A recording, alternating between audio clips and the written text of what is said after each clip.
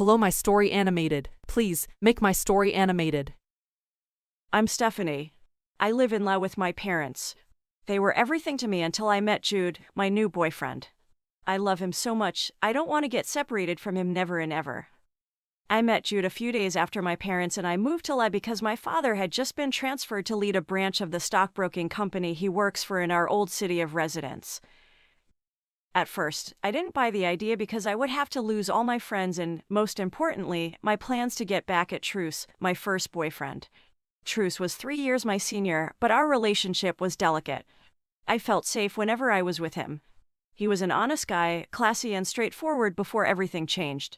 He was the head of the football team then, and I was just a girl on the cheerleading team. My parent knew about my relationship with Truce, and I don't think they were happy about it. My father didn't really act up, but my mom, let's just say she was acting like a typical mother who thinks her child isn't in safe hands, would do. I really appreciate their concerns, but I thought Truce wasn't that bad. Truce did visit my place from time to time, and he's always welcomed. Truce, who had no other objectives, don't waste time in the living room. We always head straight to my bedroom, you know. I was the lousy one. I screamed a lot and said so many naughty words. I think my parents heard but weren't bothered, while Truce, on the other hand, just remained cool. I did think I didn't satisfy him, but he never said that. What else can I ask for, you'll say? Moreover, my parents were busy individuals. That hasn't changed a bit anyways. They traveled on business trips a lot. I frequently followed Truce out to places or clubs. Most of them weren't so cool, but I didn't care. I felt safe with Truce. He was like my big brother. Though still against my parents' counsel, my association with Truce was perfect until that fateful night, one of the nights my parents went on their business trips as usual.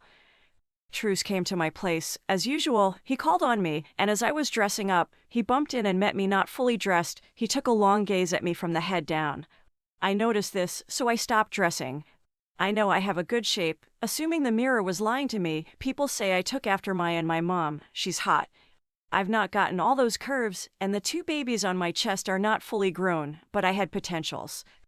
Truce kept admiring me. His mouth was gaping up. El could tell he wanted to have me, but I was teasing him. I hurried up with my dressing. I noticed he was hard, but he kept his cool. I smiled. To satisfy his lust, I kissed him passionately and whispered to his ear when we returned. We found our way to his motorcycle outside. It wasn't like those pretty bikes in Hollywood movies, but it rocks for a high school student to have his own bike. He started the cycle, and I jumped on it from behind. I held him by the waist as he zoomed off. We stopped in front of a club. This one was new. We had been to different clubs repeatedly, but not this one. I started getting uncomfortable. I looked at Truce's face, and he smiled back at me. I gulped in a handful of saliva purposefully to show my discomfort, but his emotion didn't really change. Then he came close to me as if he was going to hug me and whispered to my hearing something I never forgot: "This is where I really belong." Had I known, I would have taken to the heel, but I remained stubborn despite my instincts. Let's just assume I love being gullible, at least for that time or for the worst my whole life. My life is about to change for good on the positive part, but looking at that situation, things didn't go as planned. Well, I never had any plan, Truce planned it all. This was the day I will never forget. This was the day that changed my family's life. My father took that gig in LA even though he was doing just fine here. My mom thought leaving was the best too, at least she would avoid shame, and it was depression for me on my side. I remembered vividly after that night, I said to myself, never will I date any guy until the end of high school. That didn't last much. Jude came into the picture earlier than the end of high school. Maybe I can't be trusted with my own words either. My emotion got the best of me, and I love it. Truce placed his hands around my neck as we walked towards the bouncer. I was a lot shorter than him, but I pretended to be cool with it. He started muttering some jokes that I found not funny anymore due to my current situation, but continued credulous.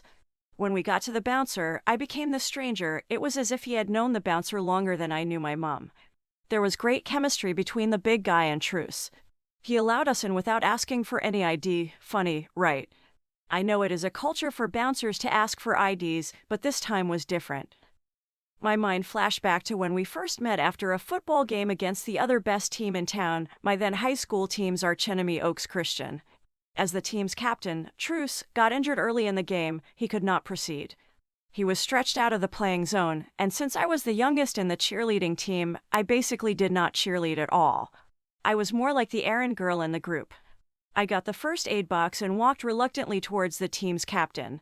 No one stopped me, not even the teachers. Everyone kept looking at the brave small girl walking towards the biggest boy in school. I have the skills since I was part of the Red Cross community in my junior school. I tended to his wound and made him very comfortable. Then I saw a smile on his face. I think he was satisfied with my services. He said, "I am Truce Dempsey. What is your name?" I can't believe my ears. Almost confused, I replied, "I am Stephanie Brown." Then he said, "Will you go have coffee with me tomorrow at the cafe?" Somebody hit me. The biggest boy in high school just asked me out. I carefully said, "Yes, I would love to have a cup of coffee." That was just 3 months ago from this fateful day. I thought I knew him, but that night I realized I didn't know him that much. I wanted to cry already. We entered the club. Almost everybody recognized Truce. I was surprised. How long has he been visiting this place? It was as if he was there the night before. He introduced me to everyone. The guys were top-notch, and the girls were so hot. Well, I'm the youngest, and I had potentials. The ladies are sexy to behold, and their curves are heaven. I felt like holding their 2 babies in my hands. I felt like an opposite gender by gazing at them. I noticed all the details they possessed. Before getting caught off guard, I quickly brought out my phone and started watching some videos. While I was busy with my phone, the ladies were whispering and laughing. I think they were talking about me, but who cares? I shrugged it off as I tried to find out what the boys were up to. Those guys were really planning something big or maybe crazy. Truce looked at my side from time to time and winkled at me at every instance. Everything there was kind of creepy. The noise was so loud like every other club. The bartenders were doing their job, but 10 people were in attendance. All are familiar individuals, with me being the only stranger. The guys are done with their presumed board meeting, and each guy went for their girls. Truce came to me and asked me what will I love to take. This wasn't the best moment to get drunk. I replied, "Water is fine." He looked at me in disappointment, but I didn't care at this moment. I repeated I would love cold water. He stood up, went straight to the bar and got himself a few beers, and got me 2 chilled bottles of water from the big freezer beside the bar. I sipped my water while every other person was marrying. The party moved from seriousness to naughtiness. The other girls are doing their thing before I could get my head around what is going on. A certain girl was really riding on a guy's lap so hard. Looking at his face, you can tell he will soon go. The girl was so good. Several hours had gone, a lot of adult scenes. All the guys present had wet themselves except Truce, who was on his 6th bottle of beer. Then, here came the moment they had been waiting for. I was here to be initiated as Truce's new girlfriend, and I knew nothing about it. Dave, Truce's closest pal in the clique and undeniably the gang leader, broke it to me. I would be stripped naked, and all the guys will take turns on me. I fired back at the idea, and they all laughed. Lucy, the sexiest, curviest, and most endowed of the other 4 girls, said, "It's the ritual only once, and you're welcome to the club, baby." I tried to fight my way out of the club. The ladies stripped me off my clothes, and the guys started dancing around me. I felt ashamed, and I cried. I was let out to go, and Truce made me go home all by myself that night. That night, I will never forget. I wept all night, my face swollen. Truce didn't call or check on me. Even without saying it, I knew it was over. The following day, I got dressed for school. On getting to the school environment, everyone's eyes were locked on me. There were whispers and disgusting faces everywhere. It was only me that was left to wonder what was going on. I got to my class, and the atmosphere was still the same. I sat on my chair, still thinking about what happened last night. Kathy and Elle, my 2 friends, came towards me. They told me about a video of me dancing naked with some unrecognized boys posted on the school website the previous night. What? It was filmed. I said that to myself, but it felt as if I was shouting out loud. No, I am doomed, I softly said to myself. They tried to ask me about what really happened, but I was too down to give a response. Stephanie Brown. That's the principal's voice from the school speaker. "You're wanted in my office now." I stood up from my seat. It looked like the whole world was upon my head. I wanted to melt down. I dragged my feet to the principal's office. My mom and dad were already in his office. He asked me what really happened. I was too ashamed to say anything. My dad couldn't look at my face, and my mom was sobbing silently. The principal asked me to go to the reception. A few minutes later, my parents came out and said to me, "You've been expelled, let's go home." I busted into tears. That was the quietest day in our home. My dad is naturally reticent, but my mom was gratuitously silent. I was in my room with my head deep in the soft pillow crying softly. A few hours later, my parents came in with 2 slices of bread, a plate of fried eggs, and a glass of juice. They sat beside me on the bed, and I could feel Mom rocking my leg. I sat down with my head bowed in shame. They comforted me before my dad revealed that he got a gig in LA and would take the chance. My mom went along with the plan. Deep in my thought, I was visualizing how I was going to get my revenge at Truce. I really don't want to leave, not now. My friends were the best. I didn't want to be separated from them, but I understood that decision was difficult for my parents. They took it because of me.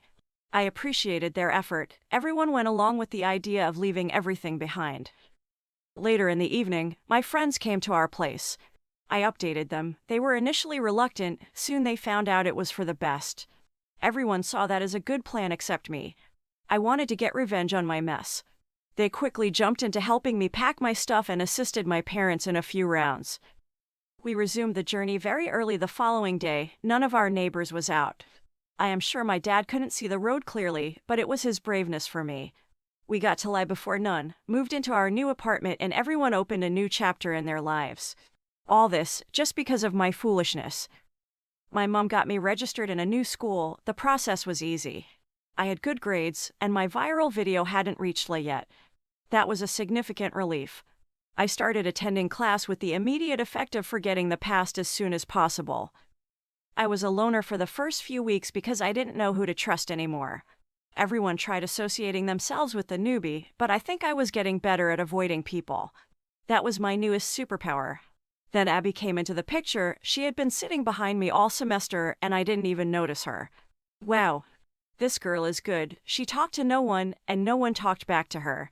She is always reading a novel or writing something no one cared about except her. Her diary is filled with posters of aliens and spaceships. Weird, right?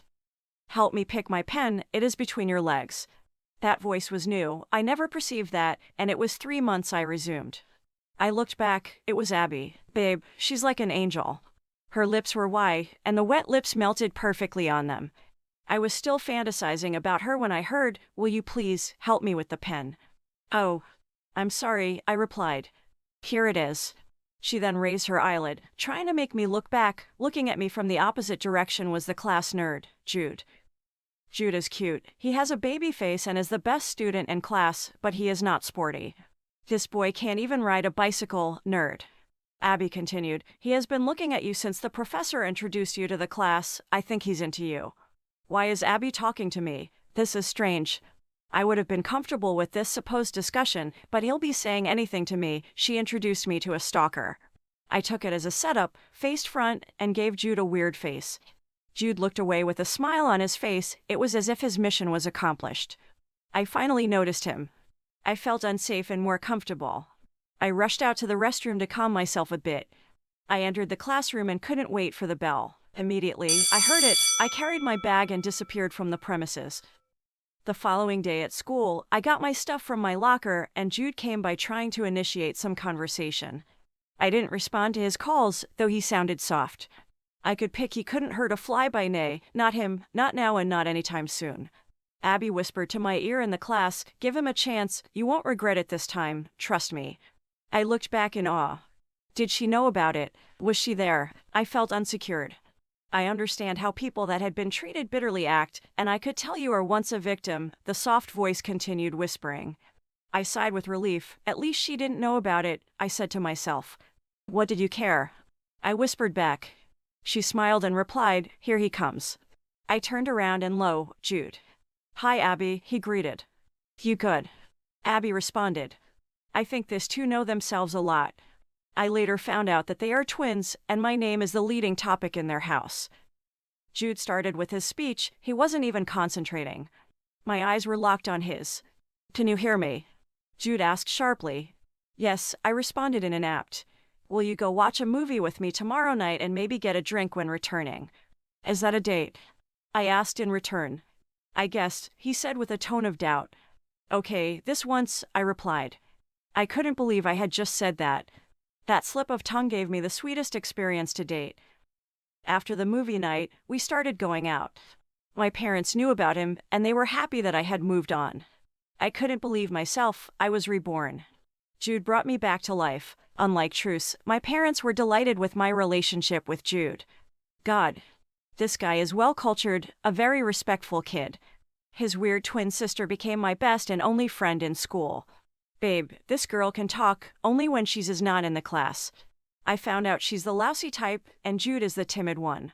That is the opposite in school. Their father works at NASA, that explained the alien and spaceship posters on Abby's diary. Their mom sells flowers in a plant store.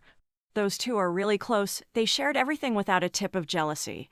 They even shared my time among themselves. They made La my new home. My relationship with Jude was perfect, but we haven't gotten intimate yet. Jude said he could wait. And I really love this guy, but Truce's memory was well seated in my cerebrum. I could recall everything as if it was yesterday. Over a year now, my relationship with Jude Wilson was more pleasant than the early morning sun. I could believe what was happening, it was as if I was in a dreamland. Mr. and Mrs. Wilson are the best. They treat me as one of their own. Brad was the naughty little brother, he is tough to please, I think we will get along. Brad is addicted to his video game. I deduce that it might be natural to him that the real life. Unlike my parents, the Wilsons are very predictable. Mrs. Wilson is always available, but Mr. Wilson barely comes home. Their stamina is kind of regular, everyone knows what to do with time. Everything with the Wilsons is routine. I like this home, and I fit in comfortably. Recently, my parents even allowed me to spend weeks with the Wilsons. It is a home away from home. The Wilsons are not as boring as they look. This person can party, they love traveling and even have movie nights every Friday.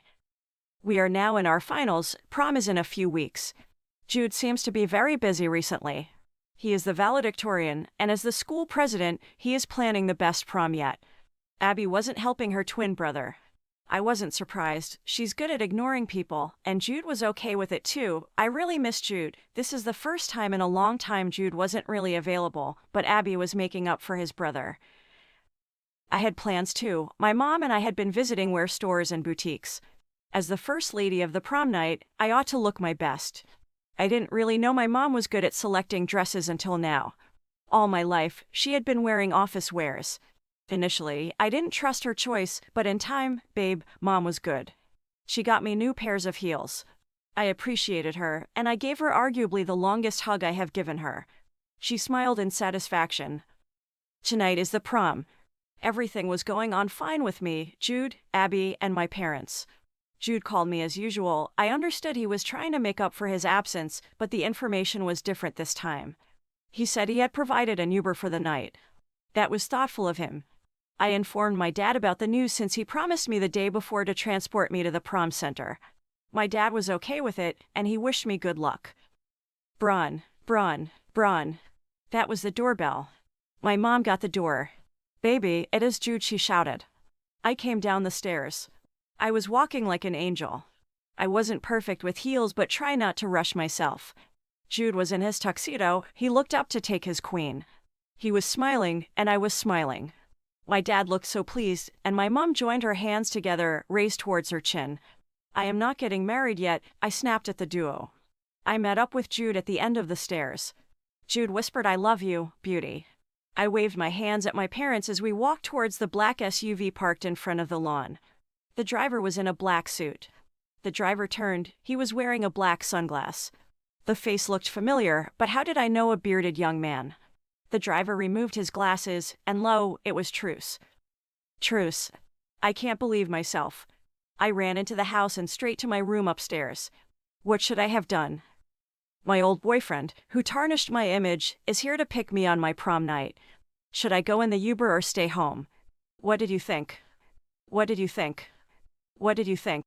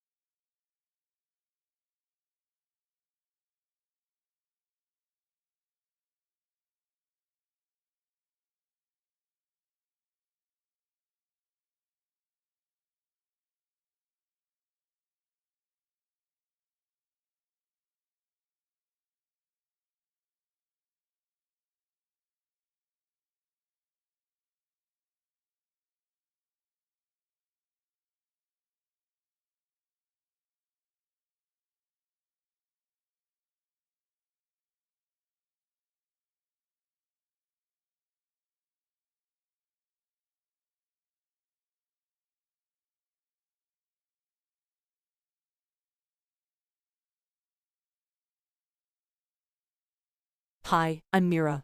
My boyfriend, Lopez, and I are the perfect match for each other. We have our ups and downs, but beyond that, we are good for each other. We love mysteries and games, and that was why we decided to stay at the Albertsons, Lopez's parents' beach house in Miami, before it is placed for sale. What we didn't realize was that we have to grow up. At the beach house, we had so much fun as usual. It was going as we had planned until we found this old safe. All we could see were pictures and nothing else. But these pictures isn't what we were expecting in the old crooked safe. We wanted more. But all we could lay our hands on were these old pictures. Do they worth the effort? You're about to find out. I, Bruno, my baby brother, and my papa live in the countryside. My mum died during Bruno's labor. It has then been my duty to take care of him. I was his mother figure. My father hadn't considered remarrying since then. I think he had considered it, but he might be scared of how I would react. But deeply, I don't care. My father works with a security agency at a multinational company not far away from home. Due to the nature of his job, he stays at work at night. So, when I was young, I spent most of the time with the Albertsons, our neighbors. Initially, Lopez and I were not on talking terms. I did visit the Albertsons' residence to play with Rodrigo, my only friend. People might think we might end up dating, but we are too close to be dating. Rodrigo is my very good friend. We planned everything together. We never made any decision behind each other. As kids, we had our own rules and codes which were still effective until recently. We needed to grow up. Rodrigo was a smart kid and his vision was to become a scientist. He got us into a lot of trouble with his little science projects. Lopez was quite older than us. He never participated in our games, and it looked like he and his little brother aren't close. Not a bit. They did fight over every little thing. Lopez was 2 years our senior, and he only talked with people of his caliber. I looked older than his age, and he is a lot mature, but he easily gets himself into conflict. I didn't like him at all, and Rodrigo did tell me a lot about him. I knew I sickened him, and he disgusted me too. Lopez wasn't as smart as his little brother, which made him get some harsh responses from his parents. But he is good at playing football. The coach once told the school that he had a great future ahead of him if he keep up the pace. We always anticipate a holiday. The Albertsons and I spend the holiday at their beach house in Miami. My father would take Bruno to Aunt Nina's to spend the break. At the beach house, we had more space for our little experiment, and it was convenient to blow things up. Lopez did go to the beach to party. He was never at home. Mr. and Mrs. Albertson tried varieties of things. They tried yoga and some weird religious practices. Lopez and I wondered how they enjoyed those things. The only thing they did that we are fans of is the different types of cocktails they made. As kids, we would take some sips whenever the duo wasn't looking. Mrs. Albertson was a very good cook. She loves to bake as well. She made her recipes. I did assist her in the kitchen. During those times, we did have a heart-to-heart discussion. The beach house was our haven. Lopez and I started tying knots when Rodrigo and I were in grade 10 and Lopez was in his finals. I was at their place that afternoon to see Rodrigo. I went to Rodrigo's room, but he wasn't there. I looked around the house but could not find Rodrigo. I then decided to go check for him in the backyard. As I opened the door to the backyard, I was Lopez swimming in the swimming pool. He was flabbergasted to see me. I didn't notice a thing until I saw him covering his rear with his 2 hands. He asked me to turn around, and I obeyed immediately. "What are you looking for?" he asked with a shaky voice. "I am here looking for Rodrigo. I didn't know you would be here," I responded. "As you can see, Rodrigo isn't home," he rejoined. I was about to leave the backyard when he called on me. "Please help me with my underpants that is on the line," he requested of me. I got the underpants, trying my possible best to look back. I threw the underpants, but my aim was poor. It fell in the water. Lopez had to swim to get it. The underpants were wet, but he didn't have any other choice but to wear them like that. I was still standing with my back turned towards the Lopez and my right hands on my face. He came out of the pool and tapped me. I was startled and looked at him. He is a tall and well-built young man. "Thank you," he said, pointing to the wet underpants. "I am sorry," I responded. He left me behind and found his way to the main building. That wasn't surprising. He does that a lot. Since Lopez wasn't home, I left the Albertsons' residence. I texted Rodrigo, who didn't reply to my message. I should be worried because that would be the first time he would ever go out without telling me first, but the scene with Lopez was on my mind. I couldn't get it off my mind. Rodrigo called me later and apologized. I wasn't interested in his plea. That night, I couldn't sleep. I kept thinking about Lopez. I couldn't believe that I was smiling. Am I in love with Lopez? No, this can't be happening. Even if I showed my advances, Lopez would not even look at my side. And if he does, Rodrigo might not talk to me again for having intimate affairs with his brother. And I can't afford to lose Rodrigo. I had spent my whole life with Rodrigo. Getting separated from him would hurt both of us. I don't want to be the cause of our parting. I tried to get Lopez off my mind by spending the night talking about life with Papa. I slept off after a few hours discussing life in Mexico. From that moment henceforth, I tried showing my intentions to Lopez. He wasn't even looking at my side. Rodrigo may have noticed because he had been acting kind of funny, but he didn't say anything. After several trials, he took up the courage to ask him out physically. He just looked at me and walked away, leaving me standing. It was as if I was not there. From that day on, he would just smile whenever he set his eyes on me. Was he impressed, or he was making fun of me? Lopez and his classmates were preparing for their prom, and my class was also trying to create an event for the end of the year. I and Rodrigo were also busy trying to pull stuff. All our effort were futile since all Rodrigo could pull was not social enough. Eventually, my class settled for a kissing booth. Lopez was nowhere to be found. I think he wanted to look best for his prom. The day of the prom had come. I persuaded Rodrigo to attend so that I could see the graduating boy. Rodrigo was reluctant at first but obeyed our rule number 5. Do not let down your bestie's request. At the hall, Lopez's classmate came in twos, male and female except for Lopez. He was the only single guy at the party. I felt sorry for him, but my hands are tied. For the first time in a long time, he recognized us. He kept waving his hands at us at every opportunity. He took some photos with us. That night, Lopez and Rodrigo had their first brother thing. They had several shots, joked, and played some manly games. Eventually, the two of them got drunk. I had to help the two brothers home. It wasn't easy. I got a taxi and got them home safe. At their place, I assisted Rodrigo to his room first. The boy slept off immediately. I came down to help Lopez to his room. Lopez was so drunk that he was just speaking gibberish. He laughed more often. We eventually made it to his bed. I dropped him. As I was about to take my leave, he held my hand and murmured some words which I didn't understand. I successfully left his room. I called Papa, telling him I won't be coming home that night. He was fine with it. I made myself comfortable on the sofa. I didn't know when I slept off. The next morning, Lopez was the one to wake me up. "Thank you for yesterday," he said as he grinned. Before I could say "you're welcome," he left for the swimming pool in their backyard. Rodrigo followed him. He was still hanging over the previous night's drunkenness. He sat beside me on the sofa, crossed his hand around my neck. "I love you," he said. "You will forever be my best friend." Oh, what a relief. I can't imagine dating Rodrigo. After skipping through various TV channels, he eventually decided to join his brother at the swimming pool. Mrs. Albertson came downstairs, greeted me, and headed straight to the kitchen. I followed her immediately. We chatted a little as we cooked for the boys. Most of the discussion that day was about boys. I didn't feel comfortable, but I enjoyed it. Mrs. Albertson had been the closest thing I had to a mother since my mum died from Bruno's labor. She is always there for me. After the cooking, I summoned the courage to join the boys at the poolside. To my surprise, the two boys were having fun. Wow, that was amazing. I stood at the poolside, trying to join in the ongoing moment, unknowing to me. Rodrigo pulled me into the pool. My dress got wet, but I love it too. It was a day I would never forget. After the whole fun, Mrs. Albertson served us our meal. Everyone ate and Lopez joined in our stupid games. He was not good at following rules. He cheated his ways to victory every time, but we didn't care. It was fun for us. Bruno came looking for me, but instead of telling Papa had called upon me, he made himself at home and started playing video games. The day was fun. Bruno and I got home later that evening.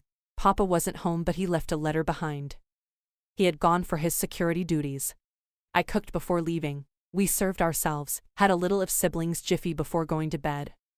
On my bed, I was exultant. I took my phone and started chatting with Rodrigo. We chat for quite a time before saying our goodbyes. I slept off instantly. I was very tired from the day's activities. After an incredible weekend, it was time to prepare for the kissing booth.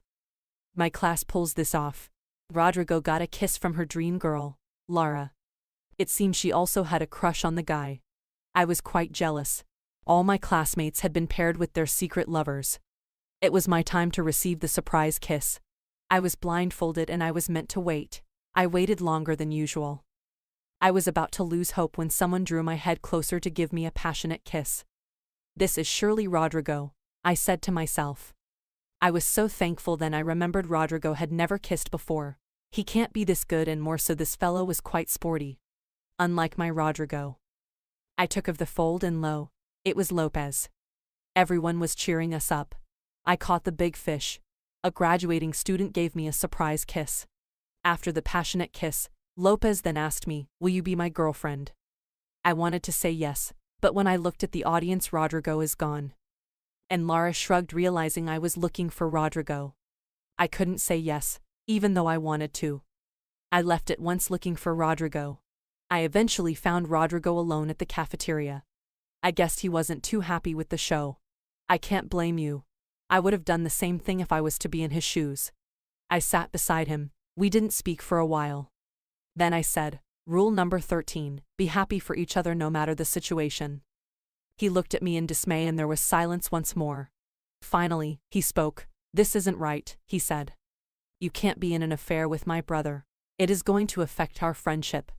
It is going to be weird seeing for kiss my brother while we sit side by side. I thought he was your big brother too." He kept talking. I thought he wasn't going to stop and I would just stay muted and listen to him all night. Then I heard, "Don't you have anything to say?" Oh, finally, it is my time to say something, but there is nothing for me to say. I summoned some courage and told him that I guess Lopez likes me. "Do you like him?" He revolted. I think I responded slimily. "Since when has this been going on?" he asked once more. "Tonight," I answered. He looked at my face and said, "I am happy for you, but you should have told me earlier. Let's go celebrate."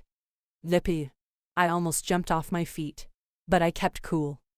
On our way back to where the event was taking place, we met Lara, who was looking around for her newly found boyfriend. Lara was the shy one and she barely talked. But I guessed, the two are united by science. Those are the best two in the class. Funny enough, they don't compete. Rodrigo introduced Lara to me as if we had never met before. "Lara, this is Mira, my best friend, and Mira. This is Lara, my girlfriend." Lara looked at him in awe while I laughed. I couldn't believe what I just heard. Lara rested on him and he crossed his hand around her neck. While that was going on, Lopez showed. He smiled at his little brother, who could not pretend he is disappointed. Then he came for me. He took me by the hand and said, "Hi guys, who cares for some drink?" "Don't get me drunk like the last time," exclaimed Rodrigo. Things were going on fine between us until it was time for Lopez to go to college. There was this unhappiness within me. Rodrigo didn't care. He spent most of his time with Lara now. I am happy for them. But it was my time to be lonely. Lopez promised me he would call every day. I pretended to be fine with the suggestion, but I would miss my newly found soulmate. As promised, Lopez keeps the tab every day. It has now become a routine. We always talked about how we spent our days. He talked about his newly found friends. Lopez's new clique is made up of 3 other boys and a girl. I requested for their picture, which he sent without asking him twice. There I saw Happy. You can't believe it. If Happy had competed for Ms. World, she would have won. She's the most beautiful creature I had set my eyes on in the last 17 years of my life. I wouldn't have suspected anything if the lady was sitting a yard away from my Lopez. But instead, she was sitting right next to him with her hands all over Lopez. I started getting suspicious of Lopez. Who would want to start honestly with a high school guy when you have a beautiful college girl within your reach? No one, and this time, not even Lopez would. I asked him who she was. He said they're just friends. I wanted to believe him, but I didn't believe him. Who would have believed such things? I called him a liar and stopped talking to him. I called and texted, but I didn't respond. Time had passed. Rodrigo and Lara are doing very fine. Lopez and I had not talked for a while now. We are now in our finals. It was time for our prom. Being single felt weird. Lopez and Lara had gotten admission into the same college. I was still keeping my admission on hold. I wanted to be a lawyer, not a science guru like those two. And our rule number 4 is to attend the same college.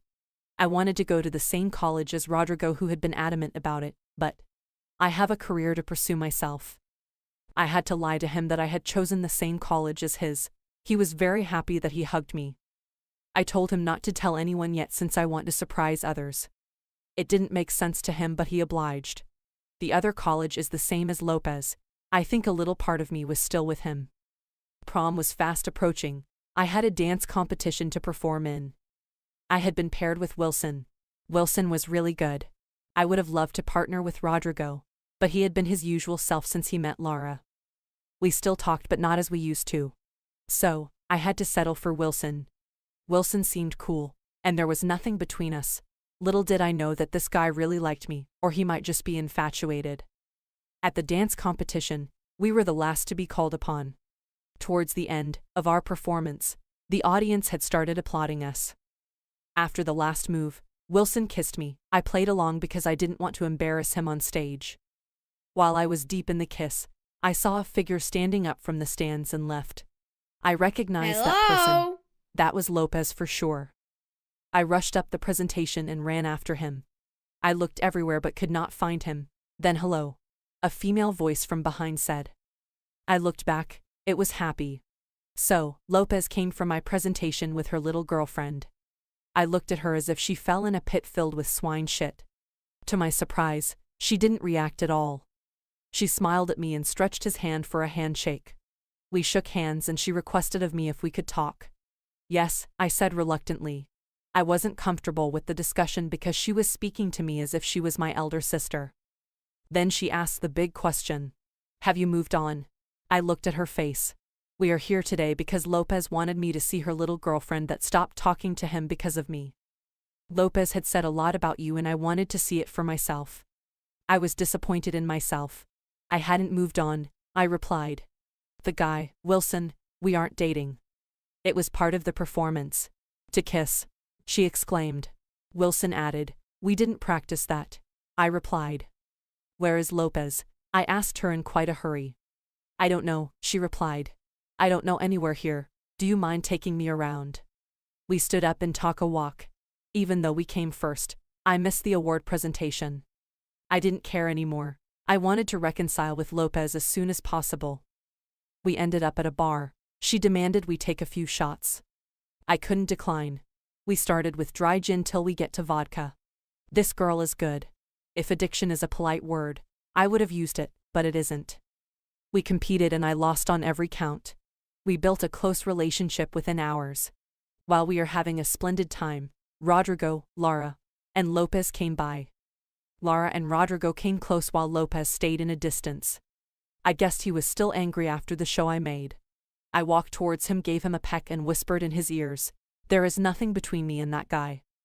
He said, if I see that guy, I promised, I am going to punch him in the face. I love you, I replied instead. He grinned as I dragged him towards the others.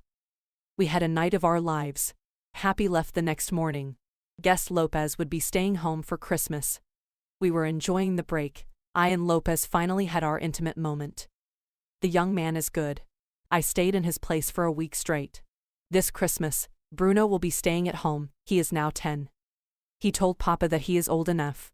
He wanted to go camping with his best friend, a girl. Papa was fine with it. I got suspicious, but did not need my advice on this one. I got home after a week. I missed my little brother. I wanted to see how he was doing. The little guy didn't need me around anymore. He was doing the cooking, washing, and setting the house all by himself. I asked him how he pulled this off, all by himself. He told me that when I was not at home, Papa had been seeing a nice lady. She helped a lot at home and she taught me some things. Papa was going to ask you if he should propose to her, he continued. There was this mixed feeling within me. I was happy for him, but introducing a new person to the family feels weird. Bruno was fine with this. I would soon be going to college. Someone has to take care of Bruno while I am away. I sighed. The house looked different. I couldn't find things where I had known them to be. My time in this house is almost over, I guessed. I got to the cabinet to get myself something to eat. I was about to sit down and grab the remote when Papa showed up. He settled down a while from the night's job before initiating a discussion on the new lady. Her name is Doris, he mentioned. She is a nice lady. He continued. I wasn't comfortable discussing my father's wife to be with him. He did all the talking.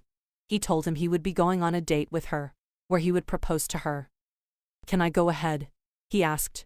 Yes, of course, if you like her. Moreover, Bruno does, I replied. I eventually found a good reason to flee. The next morning I came back home. No one was home except for Doris.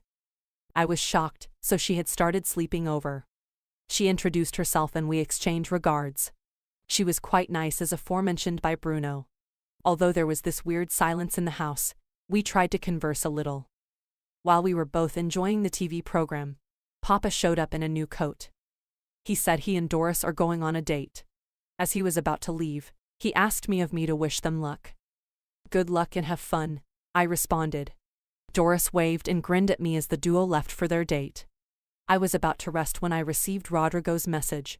It reads, "We are off to the beach house. Are you in?" This was the perfect excuse I needed to provide privacy from my dad and his new butterfly.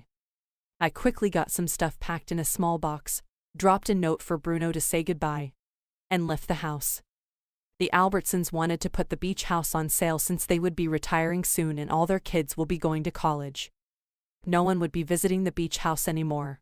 Lopez suggested we had a meeting with them. At the meeting, the two made known their plans. Rodrigo and Lopez were able to convince them. They said their parents should permit us to stay for a while. During the stay at the place, we would take care of the place and make it perfect for sale to attract wealthy buyers. Mr. and Mrs. Albertson agreed to it.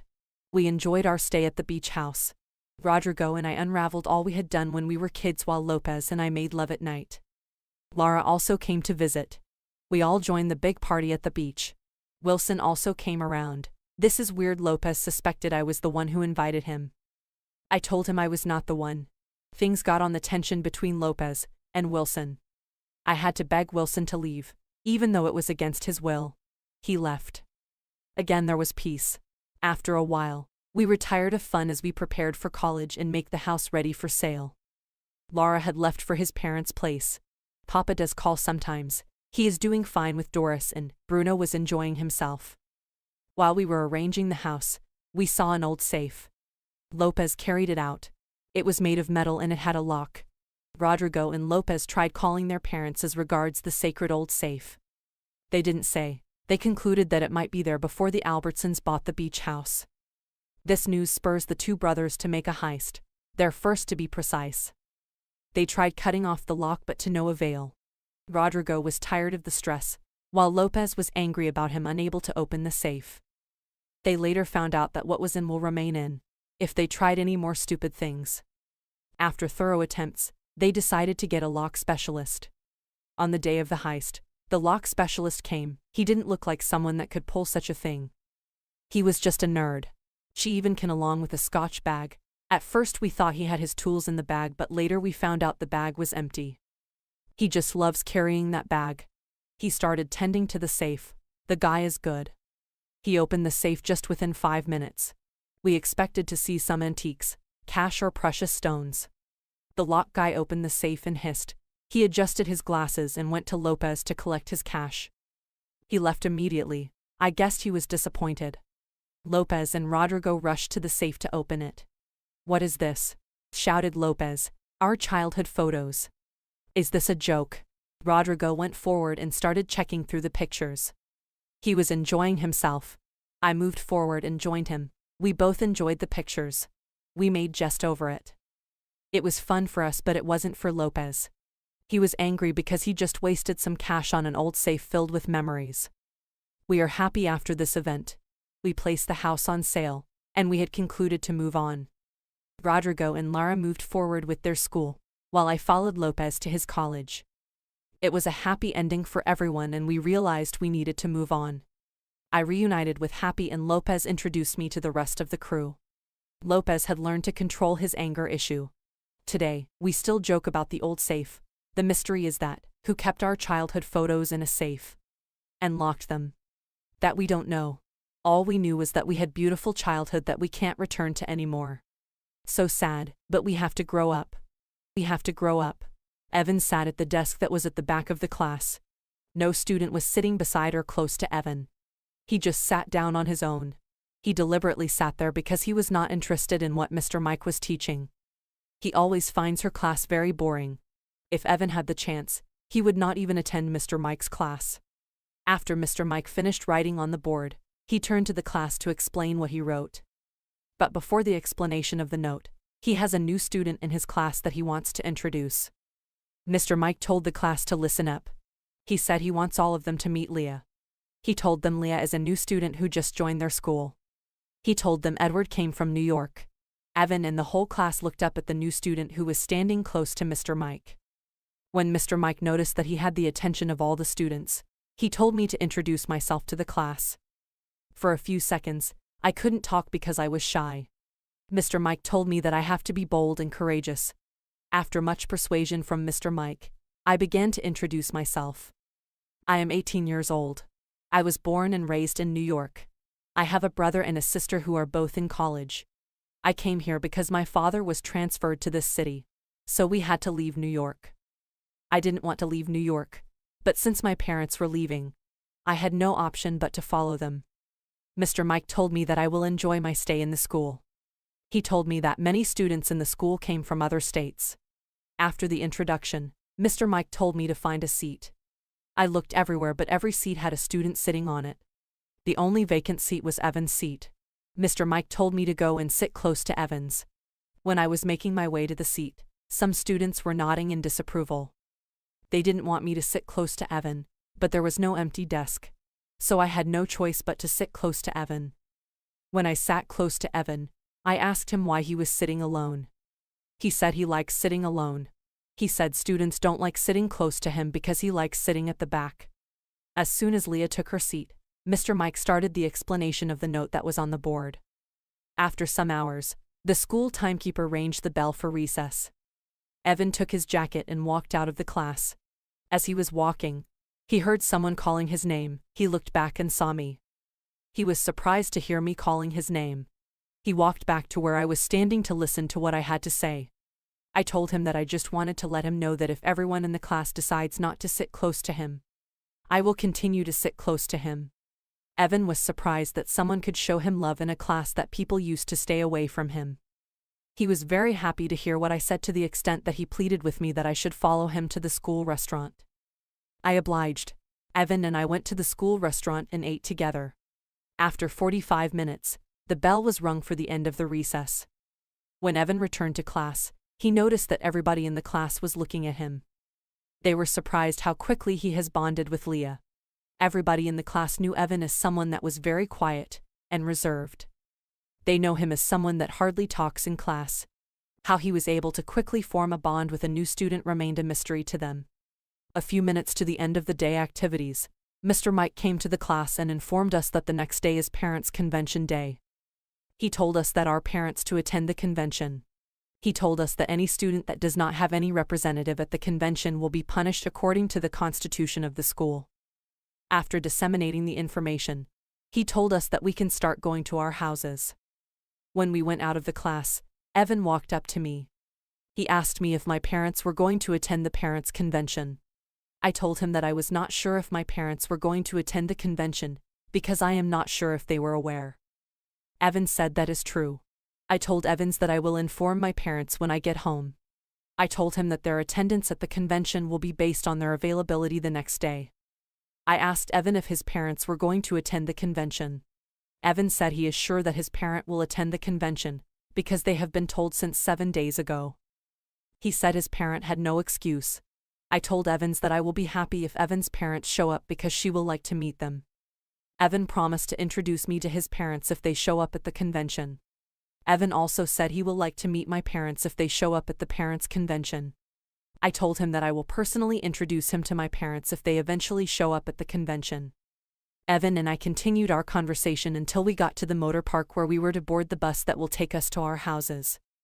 I have had a great day with you, Evan said. Me too, I replied. We waved one other goodbye and each one of us entered different buses. When I got home, I told my parent that my school was going to hold a parent convention the next day, and the school told us that every student must be represented. My father said he doesn't know about it and he is not sure if he will be able to attend. I was not happy with my father's decision. I started persuading my father. I reminded him that I am a new student in the school and I do not want to be punished.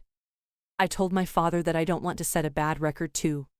After much persuasion, my parents agreed that they will attend the convention. I jumped up in happiness and embraced my parents.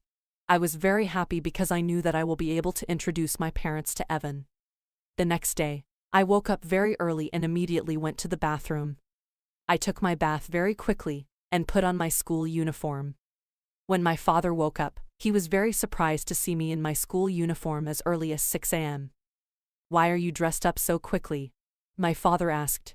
I told him I woke up very early and I decided to get myself ready for school since I do not have any house chores to do. My father told me that I have to wait for him and my mother to take their bath. He said he will drive me to school himself. After about an hour, my parents were ready. My father called me from my room and told me to meet him in the car. I entered the car with my parents, and we drove off. 15 minutes later, we arrived at my school. The school security men led my parents to the convention ground while I was told to go to my class. When I entered the class, I met Evan at his usual seat. I went to Evan and greeted him. Evan responded and he noticed a great smile on my face. Evan asked me the reason for the smile. I told him that I was smiling because I was able to persuade my parents to attend the convention. On hearing that, Evan smiled also. I asked Evan if his parents were able to attend too. Evan said his parents were already at the convention ground. The convention lasted for 2 hours. Parents were briefed about their children's academic performance, and many other things. When the convention ended, we were allowed to go and see our parents for a few minutes. I took Evan to my parents. I told my parents that Evan is my classmate. I explained how Evan helped me settle down on my first day in school to my parents. My parents praised Evan and advised him to face his academics squarely and come out in flying colors. They told him he is free to visit me at our house whenever he wishes. Evan and I immediately left and ran to where Evan's parents were standing. Evan introduced me to his parents and told them how friendly I was. He told them how I accepted to sit close to him in class when everyone else didn't want to sit close to him. Evan's parents appreciated me and advised me to be serious with my academics. Evan and I introduced our parents to themselves. After the introduction, our parents left and Evan and I walked back to our class. Our friendship continued to grow stronger. We became very close friends and we began to do everything together. Everybody in the school noticed how close Evan and I were. As days went by, Evan and I began to generate emotional feelings for each other, but none of us dared to express our feelings. My birthday was fast approaching, and I told Evan that I will want him to celebrate my birthday with me. I told him my friend Aurora will also join us in the celebration. I told him that the birthday celebration will hold in a public mall. I told him that my parents will be there too. On the day of my birthday, I called Evan to meet me at St. George Mall. I told him that my parents, Aurora and I will join him soon. Evan left his house and headed to St. George Mall. When he arrived at the mall, we were already there waiting for him. We welcomed him and he took his seat. There was a lot of food and drinks to eat. While we were eating, Evan and I couldn't take our eyes off each other. A few minutes after, I excused herself. I told them that I want to use the bathroom. When I entered the bathroom, I locked the door. After easing myself, I could not open the door because it was locked. I started screaming for help, but there was no help in sight. After waiting for minutes for me to return and I did not, Evan stood up to check up on me. When he got to the bathroom area, he started calling my name. I quickly replied as I was happy that help was in sight. "Where are you?" Evan asked. "I am in the bathroom. I have been trying to open the door, but it seems the door is locked." Evan came to the bathroom door and helped me open it. "Thank you very much," I said. I told him that I have been stuck in the bathroom since I left them. I hugged Evan passionately and kissed him. Evan kissed me back. It seems like the perfect opportunity, that both of us to have some intimate kissing. The kissing continued to the extent that we had to lock the door again so that passers-by would not see us.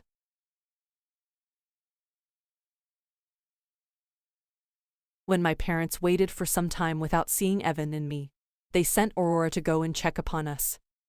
When she got in front of the bathroom, she heard whispering in the bathroom. She thought something was going on in the bathroom, so she quickly returned.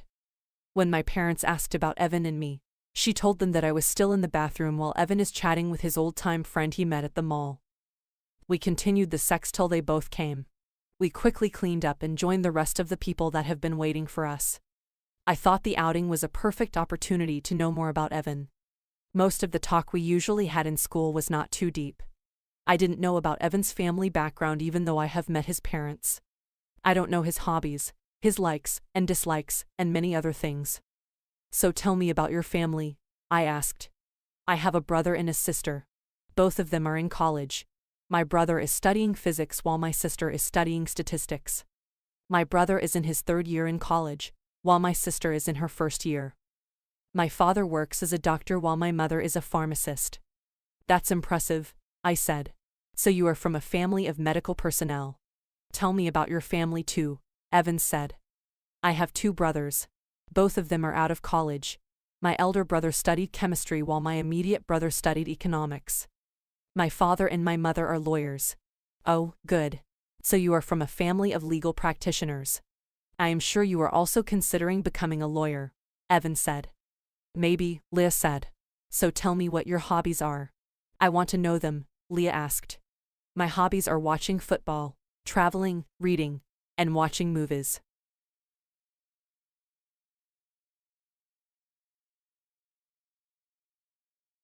You said you like watching football. Which football team is your favorite? Leah asked. I love many teams, but Real Madrid is my favorite. I love Real Madrid Football Club because of Cristiano Ronaldo. He is a very good player, and a great goal scorer. I will name my male child after him because of the love I have for him. He is the reason Real Madrid won 3 Champions League consecutively. It is a feat that no other club has ever achieved. So you said you love reading too.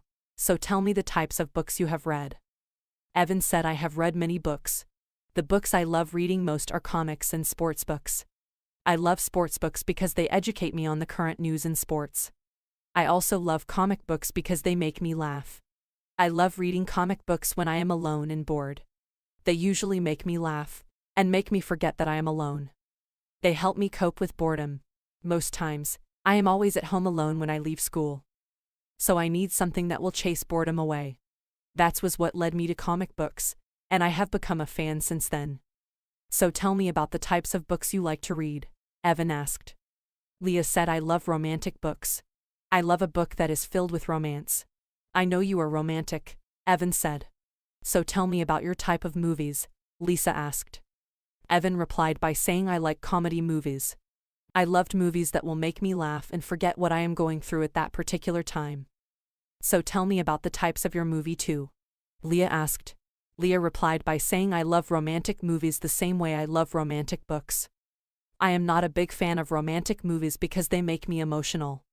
Most times the movies are made excessively long so that viewers can continue watching them.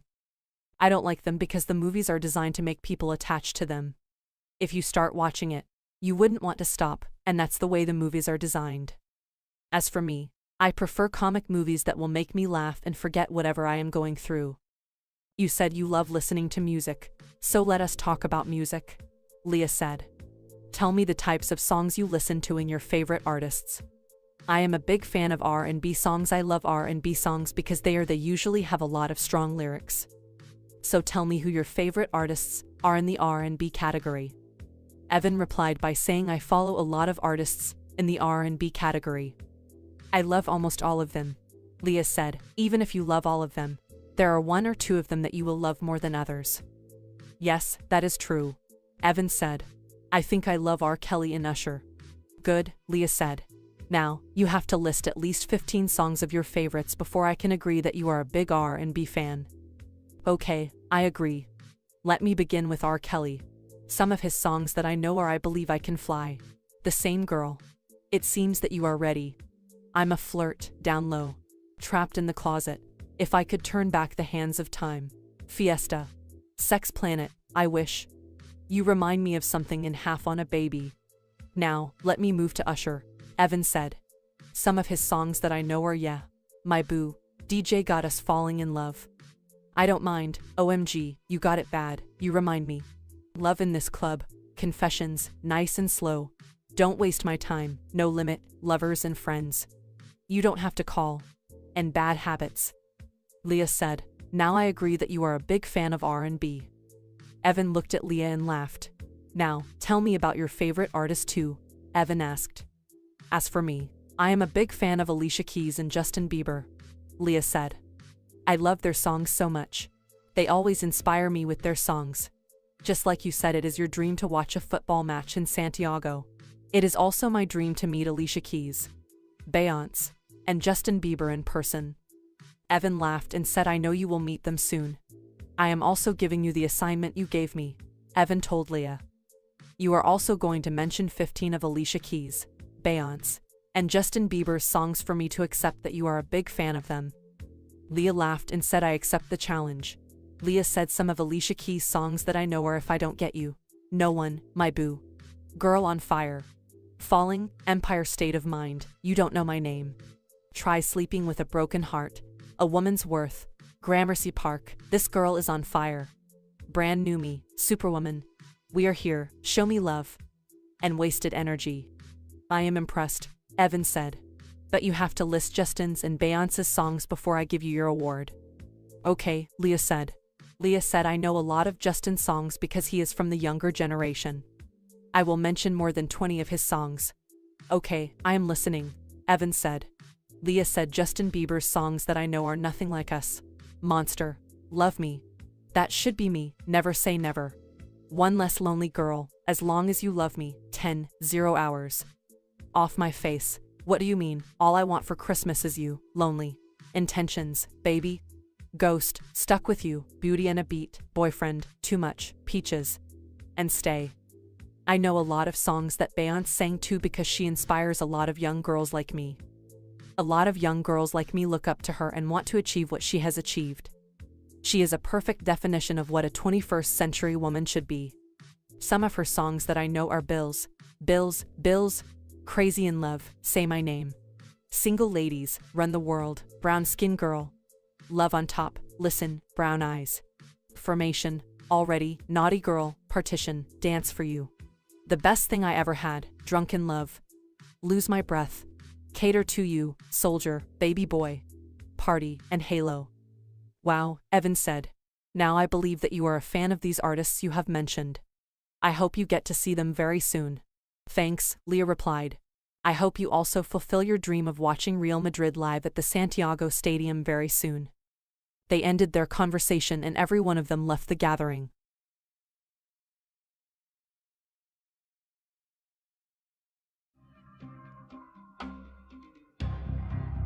When Aurora saw Leah the next day, she asked her what happened between her and Evan in the bathroom. Leah was shocked. She started thinking with her whether Aurora saw what happened in the bathroom. But she denied it and told Aurora that nothing happened. How I waited for Christmas Day. Hi there, I am Mabel. I grew up in a small neighborhood where we were predominantly farmers. It was a very peaceful atmosphere where we hardly witnessed crimes because it would be very easy to fish out the perpetrator. Because we were few, everyone knew all about everyone. Nothing was a secret there. News traveled fast. A very interesting thing about us was the fact that we took every celebration very seriously, especially Christmas Day celebrations, and those others that came only once a year. Christmas Day seemed to always have a magical thing to it, as you would always find people put their differences put aside just to raise a cup. It was a day when everyone had enough to eat. As children, we always looked forward to that time because we got the opportunity to visit, or receive visitors, and relatives who always brought gifts.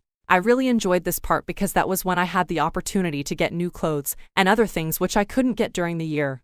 One person that I eagerly anticipated her coming was my Auntie Stacy. My Auntie Stacy was my mother's younger sister. She was a tall blue-eyed blonde who had lots of C. She was close to my mum, and Mum would often tell stories of how they looked out for each other while growing up. My mom and Auntie Stacy were the only children of their parents. Their parents were very religious people who cared more about their reputation than their two daughters, so when Auntie Stacy got pregnant while preparing for college, their parents, who could not stand the shame, threw her out of the house. It cut her off from the family and even demanded that my mom keep her distance from Auntie Stacy, otherwise she would suffer the same fate. They never showed an iota of pity, not even when the parents of the young boy who got Auntie Stacy pregnant rejected their daughter. Well, my mom was not going to stand by and watch her sister treated so badly because she made a mistake, so stole a little amount of money from her parents, and then ran away with her sister to live in the ghetto of another city close by. Painful still was the fact that their parents never bothered to go after them even when they learned of their whereabouts and their pitiable conditions. My mom did all she could to help feed them both while they were expecting the child, but the ghetto life was no place for two young girls from a religious background, and within 3 months, my Auntie Stacy suffered a miscarriage. They couldn't go back home at this point, and even if they did, they would not be welcomed, so they resigned to their fate. They both started adapting to the life of the ghetto while they looked for a means of survival. Within a short time, they had gathered up some money to send just one of them to college. My mom, who was ahead of my sister, had dropped out of college when she ran away to take care of her, but now the opportunity came. She asked my sister to reapply for college. That was how my mother gave up her academic pursuits for her sister. Auntie Stacy would always say that my mom gave her a second chance at life. Auntie Stacy, who still had a beauty that was captivating, quickly had boys flocking around her, but it wasn't difficult for Auntie Stacy, who had suffered the pain of deception and rejection from family and lover, to keep them at arm's length. She had learned her lesson in no bitter way, and she was not ready to walk down that path twice. Besides, she wouldn't want to disappoint my mom, who was still making sacrifices just to keep her in school. Auntie Stacy eventually graduated from law school and set up her law firm, which was beginning to gain a very good reputation in the city.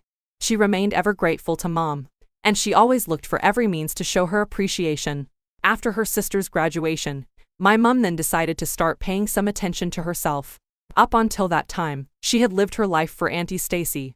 Mom began making plans to go into livestock farming, and that was when she moved over to the neighborhood, where she eventually met my dad, who was already plying his trade along that line. They got married informally, on my dad's farm, with Auntie Stacy and the neighbors as guests. Auntie Stacy was never really in support of her sister getting married. She was scared that her sister could fall into the wrong hands. Her own bitter experience had left her with a scar on the inside that constantly told her that all men are the same. Marriage was off the table. She had long decided not to get romantically involved with any man, and even when Mom tried getting to change her mind and consider accepting one out of the numerous suitors flocking around her, I would watch as Auntie Stacy would laugh and say that she was already married to my mom. She said Mom was her everything, and so she had no interest in marriage. Although she joked about it, her actions were in line with her words. Auntie Stacy would often call just to see how we were doing and if we needed any help. But even though Mummy usually said that everything was going on well, she would still send some money to us. She used Christmas as an opportunity to get us the things that we needed, knowing full well that my mom would have no other option than to accept it since it was Christmas. She got me clothes and toys because she knew my parents didn't have enough money to buy me these things very often. So now you can understand why I eagerly anticipated her coming. The last time when she came to visit, she had promised to take me back with her when next she came. I would be spending Christmas at her place. I couldn't wait. I knew that Christmas would be the best because Auntie Stacy was really fun to be with, and for the second time in my life, I would be spending Christmas outside our neighborhood, and I was certain that the experience would be better than the first. The first time I spent Christmas outside my neighborhood was at my dad's brother's place. Uncle Rick was a short, stout, and robust fellow who quickly forgot a promise soon after it was made. All through my life, he always broke the Christmas rule. I had celebrated Christmas with my parents 14 times, and in the whole of my 14 years, never for once did he bring along a present during any of his visits to our home. None for the kid, none for parents. He always ate and drank all that was available. He even took some while going home. It was clear that he loved the Christmas period because it was a means for him to feed off people. He just loved taking advantage of the generosity of people during this period. When visiting, he came empty, but when leaving, he left with his stomach filled to stupor and some of the meals well packaged. The only thing he ever left behind were promises. Promises he never intended to fulfill. I had seen this attitude over the years that I eventually lost any excitement when he was around. I knew that he was only there for himself. Each time Mom suggested visiting him for the first time, he always found a way of evading it. Dad was not surprised. He knew his brother too well. My dad and Uncle Rick grew up fighting because Uncle Rick always seemed to want the things that belonged to Dad. They were the only children of their parents, who were very prosperous farmers who supplied their farm produce to various industries in the city. Uncle Rick was very cunning right from the start. Even though they were both expected to help out on the farm, Uncle Rick never seemed interested. There were times that he would pretend to be down with an illness so that he would not be asked to help out, and if he ever went on errands, that was because there was something in it for him or he was just trying to impress a girl. He would oftentimes be seen helping out a lady with certain chores which he never did at home. He was known to be fond of ladies. Although Uncle Rick hated working on the farm, his parents knew that he loved negotiating things to suit him, so they decided that they were going to be taking him along each time that they went to the city to sell their products so that he could learn how to put his negotiation power to good use. There was a time when they were to make a trip to the city very early the next morning, but Uncle Rick suddenly developed a fever by night, so he had to stay back. My dad was to take cards of him and equally supervise the people working on the farm, so after their parents left, my dad quickly prepared something for Uncle Rick before going to the farm. While it was noon, he hurriedly left the farm to go and attend to Uncle Rick. On getting home, he began hearing funny noises from Uncle Rick's room. Fearing that the fever may have escalated to something worse, he quickly rushed into the room, and to his amazement, he found Uncle Rick and a girl making out. In the heat of the moment, they had forgotten to lock the doors. While the lady hurriedly put on her clothes, Uncle Rick wore a smile. He knew that even though Dad was angry, wasn't going to sell him out. Although Dad kept quiet about what had happened, he made up his mind never to fall prey to Uncle Rick's schemes. It was when Uncle Rick turned 28 that he decided to follow in the footsteps of my father and break away from his parents to establish a business. His parents did give him all the support that he needed, just like they had given to my dad. But while my dad chose to relocate to a small and quiet neighborhood to start his life, Uncle Rick decided to go to the city, and no one was ever really certain the kind of business that he had established. One thing which my dad did know, however, was the fact that Uncle Rick broke away from his parents so he could have the liberty of living the kind of lifestyle that he has always loved, without being reprimanded for it. Even though he seemed to keep in touch with my family, he always seemed secretive about himself. It was during Christmas last year when he visited us and heard Auntie Stacy telling my mom that she wanted the whole of us to come to spend the new year at her place, that he immediately sighed and said that it was exactly what he wanted, telling my parents. My dad wasn't going to fall for his lies, so he immediately told him that we would be accepting his invitation over that of Auntie Stacy. He told Auntie Stacy that she could have us as her guests the following year. Uncle Rick, who never saw my dad's response coming, now knew there was no way he could keep us from his place this time around. We got to his place on New Year's Eve, and my expectant uncle was already waiting to receive us. His place was nice, far better than our home. I couldn't believe that the very uncle who never gave anyone a dime could live in such a beautiful house. When we got in, a beautiful lady was already preparing dinner, and it was at the dining table that Uncle Rick introduced her as his fiancée. You could see the pride in Uncle Rick's voice as he held her from behind while planting a kiss on her chin, a gesture that was meant to show us that she was all his. Dad knew nothing about the women in his brother's life, but I heard him tell Mummy later on that night that he hopes this lady has come to stay. This lady was nice to us throughout our stay there. She made sure that we were comfortable in every way, and the way she carried herself, my parents rightly guessed that she was from a family who belonged to the high class. It was no wonder my uncle was full of pride. She was way out of his league. One thing that seemed to bother my dad, though, was the fact that Uncle Rick could afford the kind of luxury that he enjoyed. He knew that Uncle Rick couldn't have made so much money in a short period of time. Besides, the fact that Uncle Rick always demanded food which he could take back home with him each time he came visiting, easily suggested that he was not financially buoyant. As our time at Uncle Rick's place drew to a close, Dad was forced to ask him about the kind of business he was into, as we hadn't seen him leave the house for work since we came. When Dad finally asked him about it, he just laughed and said it was a discussion for next time. The day of our departure finally arrived, and while we were getting set to leave, we suddenly heard a loud bang on the door. It sounded the second time, and we all rushed out to see what was wrong. When we got there, we saw a lady who was pregnant, demanding to see Uncle Rick. She was already going around the house screaming his name, and when Uncle Rick's girlfriend demanded that this pregnant lady leave her house, a fight immediately ensued. Although this lady was pregnant, she quickly subdued my uncle's girlfriend and almost gave her the beating of her life if not for the timely intervention of my mom and Dad. While they were being separated, this pregnant lady began calling my uncle's girlfriend a husband snatcher who uses her ill-gotten wealth to steal people's husbands. We were all carried away that we failed to realize that Uncle Rick had left the house. It took a while before my parents got both parties to calm down. That was when the pregnant lady revealed that she had fed and accommodated Uncle Rick, who had promised her marriage for 2 years. Within those 2 years, Uncle Rick always found it difficult getting a job, but he never found it difficult getting drunk and bringing ladies into her own house. She had put up with it because she loved him and they would soon get married. But he recently moved out of the house after she got pregnant. She tried all her best to reach him, but he just kept on avoiding her. The pregnant lady had barely finished speaking when Uncle Rick's girlfriend broke down and started shedding tears. She claimed that she never knew Uncle Rick was engaged to be married. She said she met him about 6 months ago and he proposed to her a day after Christmas. It was after she said yes to him that she asked him to move in with her. I watched from my corner as Uncle Rick's girlfriend, who was visibly broken, said she couldn't bear the shame of telling her parents and everyone that her fiancé was expecting a child from someone else. We all felt bad for these ladies. It was now clear to my parents that the only reason Uncle Rick may have proposed to this lady was so he could move in with her and get us to believe everything we saw was his. My dad had his question answered. Uncle Rick was jobless and he lived off of hardworking women. I don't really know what Dad and Mom may have said to those ladies, but it was clear that the situation was far from settled as Uncle Rick was nowhere to be seen. We returned back to our small neighborhood that day, and I knew that I never wanted a holiday like that. No one had from Uncle Rick for a while, and every attempt to reach him proved abortive. However, news soon came from my grandparents, who called Dad to inform him that Uncle Rick suddenly returned home looking haggard. He came back pay-handed, and so it was clear he didn't have a means of livelihood. His parents wondered at what happened to the money he was given, and all the claims of establishing a business. When my dad was informed about his brother's whereabouts, he decided to go visit his parents to inform them of the pitiable situation in which Uncle Rick had put 2 innocent ladies.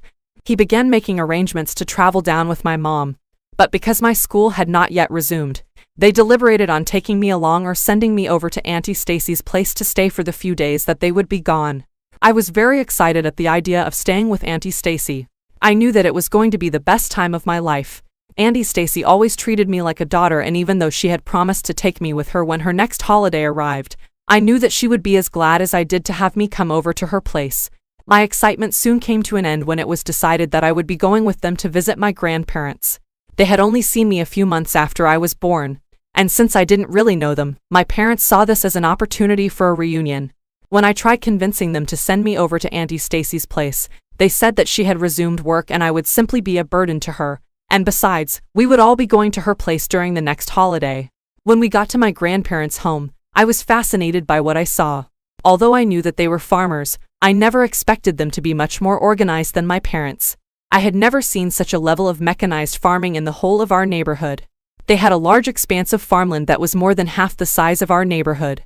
There was a section for livestock, and they had people assigned to each section. As a result of my background, I never thought that my father could have an inheritance, how much more, an inheritance of this magnitude. My grandparents immediately fell in love with me. Most of their workers who had been around for long came to greet my dad, and I heard them say that they hoped he was back to stay. While all that was going on, my eyes spotted my uncle, who was passing glances at a lady who looked like a worker. My mind quickly drifted to the reason why we actually came. Dad had promised the lady who was pregnant for Uncle Rick that he would help get in touch with his brother and ensure he takes responsibility for the child once it's born. It was after dinner that my parents and grandparents began discussing. I overheard Dad telling them that Uncle Rick only returned home to avoid the problem that he had created for himself. Dad rehearsed the incident that took place between both ladies, and I could hear my grandpa sigh in disappointment. Even though it was a custom for Uncle Rick to embarrass the family, he just seemed to be getting worse by the day. A few days after he came home, Grandpa overheard him telling a lady that he was the heir to all of the farm and he would make her his wife if only she slept with him. The lady was quickly sent away. By morning, my grandparents gathered my mom and dad, and Uncle Rick together. Granddad asked Uncle Rick if the news of him impregnating a lady was true, and he quickly attested to it. When asked what he intended doing about the lady and her unborn child, Uncle Rick simply said that he wasn't ready for marriage, neither was he ready to be a father, but that he would use his own share of inheritance to take care of the mother and child, and ensure that they lived a comfortable life. At this point, Grandma broke down and started crying as she called her son a good-for-nothing moron. I watched from a distance as my mom quickly rushed to console her. Uncle Rick didn't seem the least disturbed. He was indeed a moron. It was agreed that the pregnant lady who had lost her job would be brought to live with Uncle Rick and his parents until she delivers her baby, after which she would be given some capital to go back and start up a business that would take care of her and the child. We were getting ready to leave that morning when Granddad called in the family lawyer. He asked that we didn't leave yet until he was done with his lawyer. After a lengthy session with the lawyer, he finally gathered his family to him. This time around, I was equally called in. Granddad began by thanking everyone for being by his side all these years. He then started praising his wife, who had always pushed him to keep going further even when there was little progress in sight. I could see the gratitude in his eyes as he says that if he had another life, he would choose to spend it with her over and over again. He then proceeded to thank my dad for putting in his best in the past to ensure that the family business was thriving. When he got to Uncle Rick's turn, what seemed like a vote of thanks turned to a note of regret. He started recounting all the privileges which were given to Uncle Rick and how he took them for granted.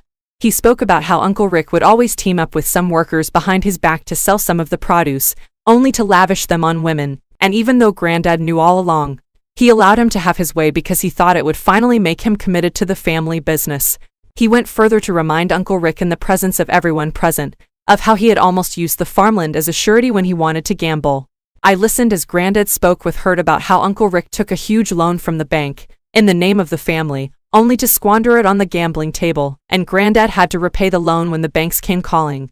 He spoke about the huge sum of the money they had given Uncle Rick when he said he wanted to establish a business in the city, only to end up getting a lady pregnant, and almost ruining the life of another. What was most painful at this point was the fact that Uncle Rick didn't seem to show any sign of remorse. He just wore a look that clearly said that he didn't care. Grandpa now got to the main reason why he had gathered us. He told us that he had just rewritten his will, and he wanted us to equally hear it from him. He then proceeded to say that all of the family's properties, investment, and even the farm, had been willed to my dad. My dad was to relocate with his family, from the small neighborhood where we lived, into the family house, and he was to take over the reins of leadership from Granddad immediately. Granddad said he and his wife were retiring from the business. They would sit back and enjoy the rest of their years in peace and comfort. He then stated that from henceforth, Uncle Rick was to move out of the house, and if he wished to still live there, he would only live as a worker. He would live with the other workers and he would be paid the same amount as the other workers are paid. The inheritance that Uncle Rick had long anticipated was now taken from him. Worse still, was the fact that the privileges that he once enjoyed as a son would be taken away from him, as he was now faced with the only option of being a worker who would have to work like everyone else just to survive. Uncle Rick was stunned. He looked like he had just been hit by a rock.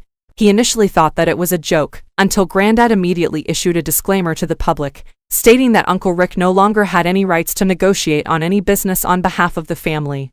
On our way back to our neighborhood, I watched as Mom told Auntie Stacy over the phone about how our fortune had immediately turned.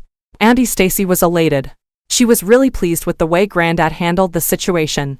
She had never really been a fan of Uncle Rick, and since she had once fallen victim to a man, she detested men who took advantage of women. Although she was glad Uncle Rick got served what he deserved, she was even happier for her sister who had chosen to love a man, even when she initially didn't know that he had an inheritance of such magnitude. News quickly spread around the small community about what had happened, and it was clear that everyone was going to miss us. On the day when we were about to leave the community, everyone gathered to say goodbye, and although I was certain that I would be more comfortable in any grandparents' place, I soon found myself shedding tears. I was leaving the place where I had lived my whole life. All I had learned in life, the friends I had made, were all in this neighborhood, and even though I was saying goodbye, I knew I would carry with me lots of memories that I would cherish. We got back to my grandparents' place and we easily began settling in. Uncle Rick had run away because he couldn't stand the shame and ridicule, but Granddad knew that he would be back sooner than expected. Meanwhile, I was told to move into the room that once belonged to him. Everyone was very friendly to my mom and me, as my dad already had a good reputation among most of them. But Dad was not going to let me become lazy simply because I now had better privileges. Dad made it clear to me that I would be working just the same way I did when we lived in the neighborhood. It didn't really bother me because the way the farming system was organized here seemed to really fascinate me, and so I wouldn't mind spending time on the farm after school, just to see what more was in stock. This would really keep me engaged while I waited for Christmas Day. Hey guys, would you still work on the farm if you had this new privilege of mine, or would you spend it doing other things? I would love to know your thoughts on this.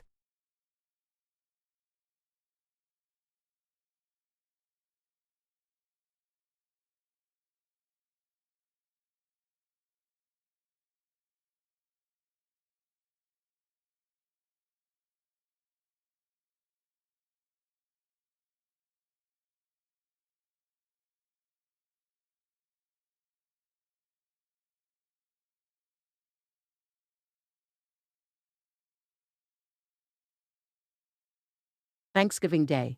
Hi, I'm Juliet. Today is Thanksgiving Day, but everybody is moody. We are all seated around the dining table with no one taking the initiative to eat. Mr. Givenchy, the father of the twins, was asked to give us a top. but he instead went out to receive a mysterious call. Fred's head was on the dining table. Jake was not even seated in the dining. He was watching a drama series in the living room. The twins, Mya and Mia, were in disagreement for the first that I knew about. Nobody seems to be in the Thanksgiving mood. My parents, the Bradley, tried to lighten up the atmosphere, but no one seemed interested, especially when my dad started with his weird jokes. My mom was forced to ask him to keep shut. I was starving from the day's work, but I could not eat as well. I'm scared of the people would say. I work at the grocery store some miles away from home. I am trying to raise some money to help my parents since I will be going to college soon. I drop by at the grocery store every working day to take the afternoon shift. My boss, Mr. Durant, is a lovely old man. He is old enough to be my grandfather, but he owns a store. I don't think he is selling for profit. So far, so good. I have been an honest girl, and Mr. Durant had been a loyal boss. "You're a good girl," he said a few months ago. He told me about how his previous employees had stolen his goods and money. That justified why he was reluctant when I came with my application letter. He was blunt. "I don't need another employee," he said. I was persuasive because I needed the job, and too. After all, Mr. Durant needed help. I never knew he had diabetes until my second month into the job when I saw him jabbing himself with insulin at the thigh. I got the job at his place because I always rewrite the same application letter and drop it in his mailbox every day. He must have been tired of tearing papers. I should have considered other options, but I knew older adults are the nicest, and they don't like sacking young girls like myself. After a while, I saw a message from Mr. Durant, and he wanted me to come for an interview tomorrow afternoon. I branched at his place after school the following day, and there was no interview per se. Mr. Durant just took me around the store, and he told me where I could find the goods and showed me the restroom and other stuff. The store was quite more extensive than I thought. After introducing me to the store, he gave me a T-shirt. With Durant's Need Store written on it, he gave me an employee's badge with my name already inscribed. "Welcome to Durant's place," he said and shook my hands. Everything was faster than I had thought. I was happy I got myself the job. I needed it so much, and now I was sure finances might not be a limiting factor when my admission came. I thanked Mr. Durant. He asked me to call him Joe now. "Thank you, Mr. Durant," I replied. He smiled and said, "Well done." He gave me some laid-down rules. There were no rules, to be candid. He just wanted to make it as official as possible. Some of what he said was that nothing must miss unless they're stolen. I should show up as early as possible and leave by 9 p.m. I was okay with everything he said. Mr. Durant doesn't have to leave the store, and his home is just behind the store. There is this door at the end of the store. I had never entered his place, and I have no reason to because Mr. Durant spends almost the whole day in the store. He only goes into the bath and changes his clothes. After working with Mr. Durant for a month, he awarded me the Employee of the Month. Who else will he give it to? I am the only one that works there. After awarding me, he let me know that I was the only person he had presented with the award. He had never awarded any other person, not once. My diligence convinced him. I was proud of myself. After working at Mr. Durant's, I found out that it wasn't as easy as I had believed it to be. A sales rep in a store at the center of the town is as busy as a bank in the city. I got tired after every day. I wonder how Mr. Durant had been coping. Even with the stress, I have been punctual to date. I gave it all my best because I didn't want to lose the job, and more so, I received tips from the customer. Some made mention that I am pretty faster in responding to them compared with Mr. Durant. You can't blame the older man, and it is normal for him to be slow at that age. I was the best help Mr. Durant could get. From then, he had been rewarding me with the award to date.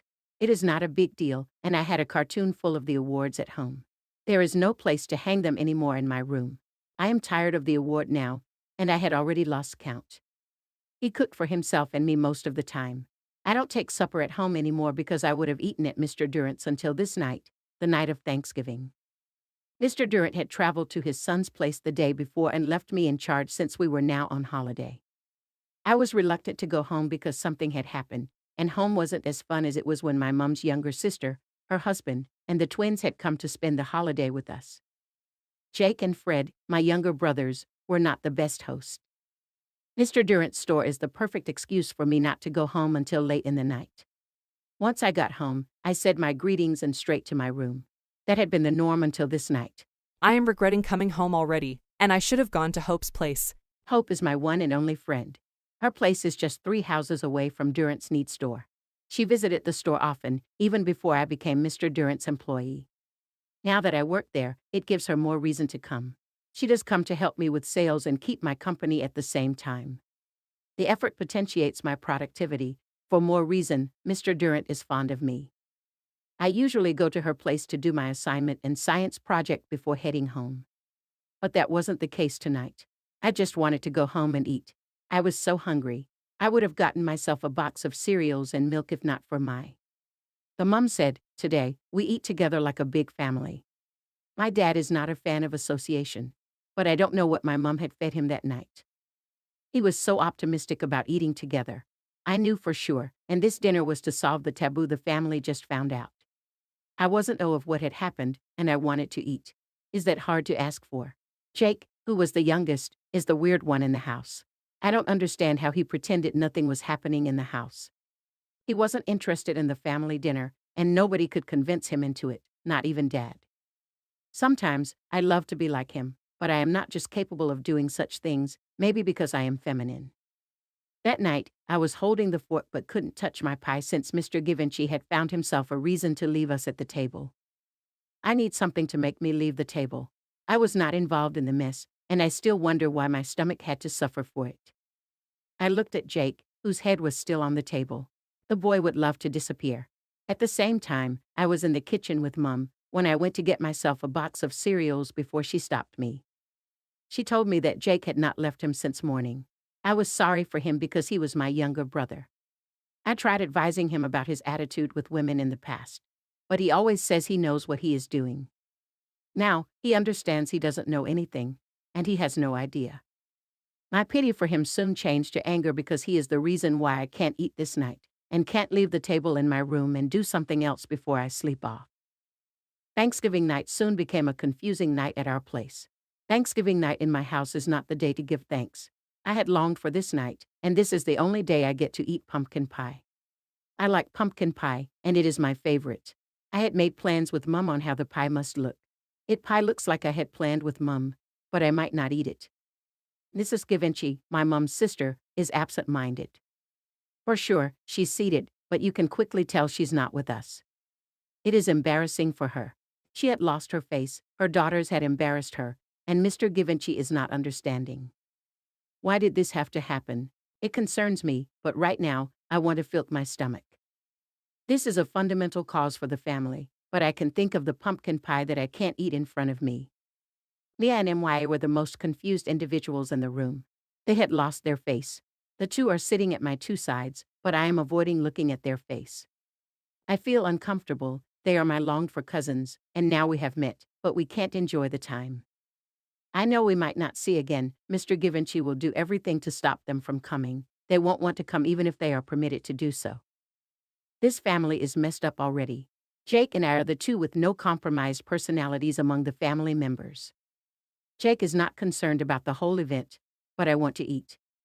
My dad was cracking some stupid jokes before my mom shut him up. Now, he just placed his head in his palm. My dad is not the quiet one, but now he is as quiet as the graveyard. No one made a noise. Our dinner had not been this silent until today. I didn't know what had happened, and Mom didn't say much. But Jake hinted to me about the uproar while I was busy working at Durrant's place. How I wish he didn't update me. I would have lackadaisically eaten the meal. Before anyone could stop me from eating, I would have gulped a few slices. But now my hunger is mixed with emotions. Jake was not emotional at all, and the guy was enjoying his time.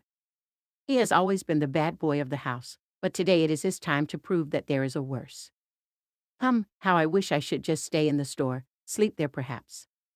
While at the dining table, my mind went back to the event at the store earlier today. A customer came to buy a couple of goods. He took some extra stuff and tucked them in his jacket's pocket. He got to the counter and placed all the goods in the cart on the table. I gave him the price for the goods, then I asked him for the rest. "Your money is $60, sir. Will you be paying for the rest of the goods?" I asked, "Which other goods are you talking about?" He laughed in return. I replied calmly, "The ones in your jacket's pocket. I can help you get them out if you don't mind, and I will love it if you respect yourself, sir." I said, calmly proud of myself. The people in the queue had started looking at the man with a funny face. Oh, he said, I had almost forgotten, he said as he brought out the stuff. The people in the queue applauded my sharpness. Little did they know that there were CCTVs at every store corner. I grinned at their ignorance. Mr. Durant will be proud of me for that. More than that, I am proud of myself. Juliet. A voice snapped me out from the only thing I had enjoyed since I had gotten home. Why are you smiling? Mrs. Givenchy asked. Who is the boy? She asked again. Which boy? I responded, quite shocked with the questions. The boy you're thinking of that is making you smile, she replied. You are old enough to have a boyfriend, so don't be ashamed, she continued. So, your 2 daughters are also old enough to screw one guy. I said to myself, that would have been a very nasty thing to say, and my mom won't be pleased with that. I responded to her views by just smiling. She smiled back. Just a call from Hope or Mr. Durant will be appreciated at this point in time. I don't know how to cook a lie. My mom knows I don't have any science projects to do since I had finished them 2 weeks ago. I should have gone camping. I didn't go because Hope said it would be boring. She said the last year's camp she attended was nothing to write home about. It was a total waste of her time. I should have gone anyways because Mr. Durant said he did not mind giving me the 2 weeks off, but considering Hope's experience, I changed my mind. Now, I am stuck in a Thanksgiving drama, and I am forced to play a significant role. While I was lost in my thought, Mr. Givenchy had finally returned from receiving his call. That was my boss, he said. To be precise, our company is planning to have a branch somewhere in Africa, Nigeria. And I will be heading the project, he rejoined. That was a piece of good news, but it wasn't enough to clear the cloud at the dining table. My dad congratulates him and wishes him the best of luck, and I do so myself. His wife pecked him. Leah, MYA, and Fred can't even say a thing. It was apparent the twins are happy for their dad's achievement but could not say a thing because of their current position on things, while my little brother still has his head on the table. I haven't seen his face since I got home. He has been in that position forever. Is he crying, or he is just ashamed? Pumpkin pie is not really his thing. That is, there are a few bowls of noodles on the table. He can't eat them anymore, too, because they would have been cold. Oh, that reminds me what time it is. I raised my head up to check the wall clock hanging on the wall towards the living room. I can't believe my eyes, it is just 10 minutes to 10. So, I have been at this table for just 20 minutes. It looked like 3 hours to me already. Why is the time so slow? How can I get myself away from the mess I am finding myself in? I looked at Jake. He seems to be enjoying himself. His eyes are glued to the TV, and sometimes he presses his phone. I would have loved to press my phone now, too, only that Mom said, no phone at the dining.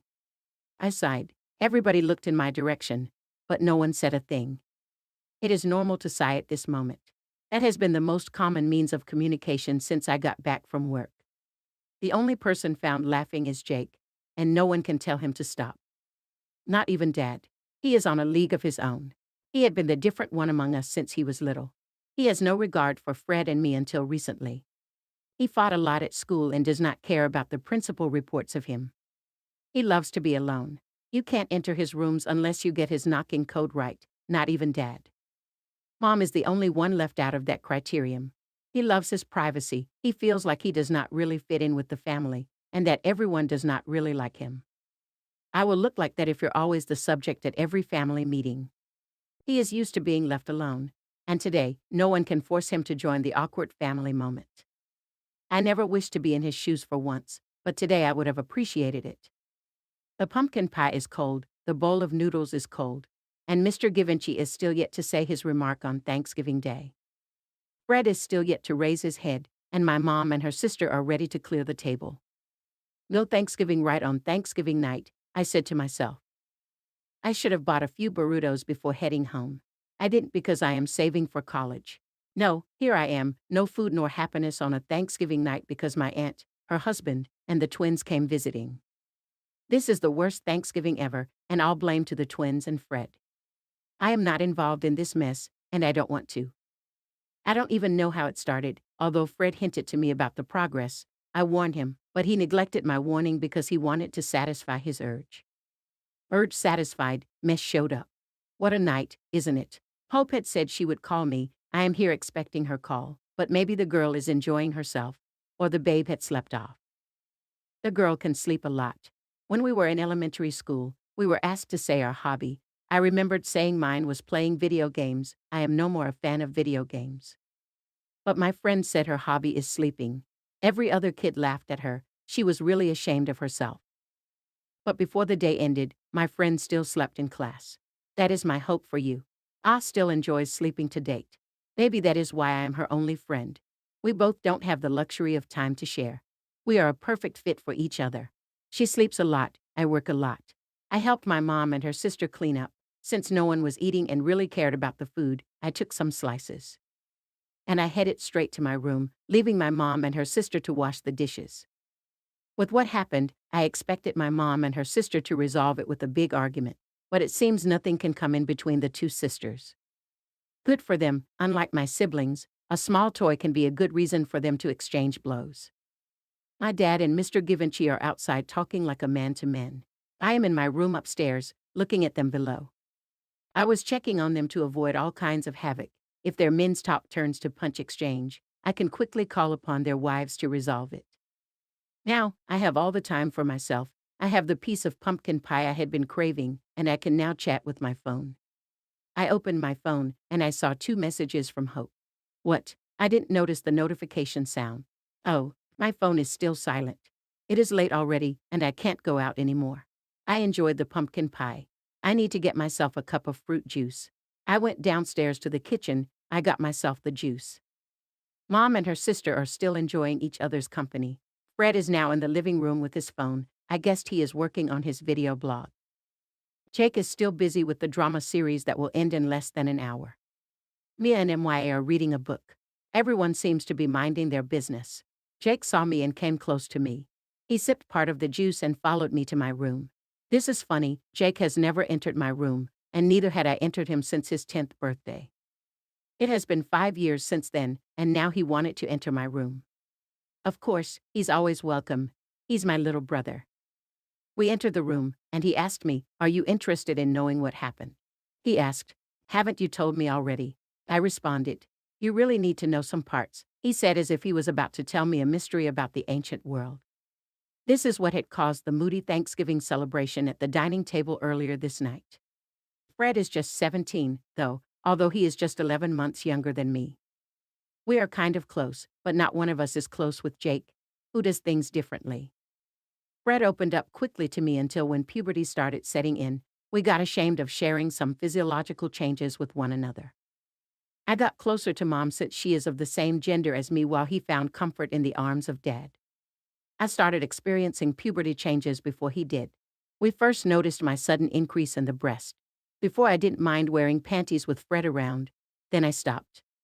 I told my mom that it is normal for me to experience such change. She said I am becoming a woman. I don't want to become a woman, I usually tell myself then. Then a few weeks after, Menard showed up. Then, I needed to start using the pad and the likes. Fred was in my room when he had his first wet dreams. Had he been fantasizing about me? That increased our distance. We soon saw those changes as usual, and we reunited. Fred respected my privacy, but he didn't care about his. To date, he is the only person that opens his door. You don't have to knock before entering. He is a simple boy, to be honest. As Fred grew, his urge increased. He started experimenting with different things. He started clearing his web history for no reason in particular. I wanted to ask him about that, but I later found out that he had been doing the guy's thing. That wasn't enough, he started getting laid.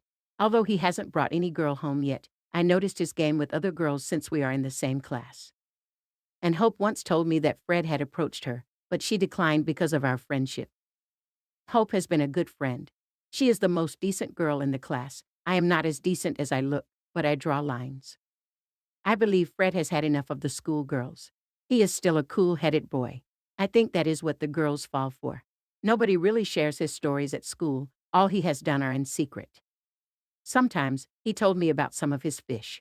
Fred started venturing into online sexing and sex chatting. He met several ladies, younger or older, that are not interested in a serious relationship like him.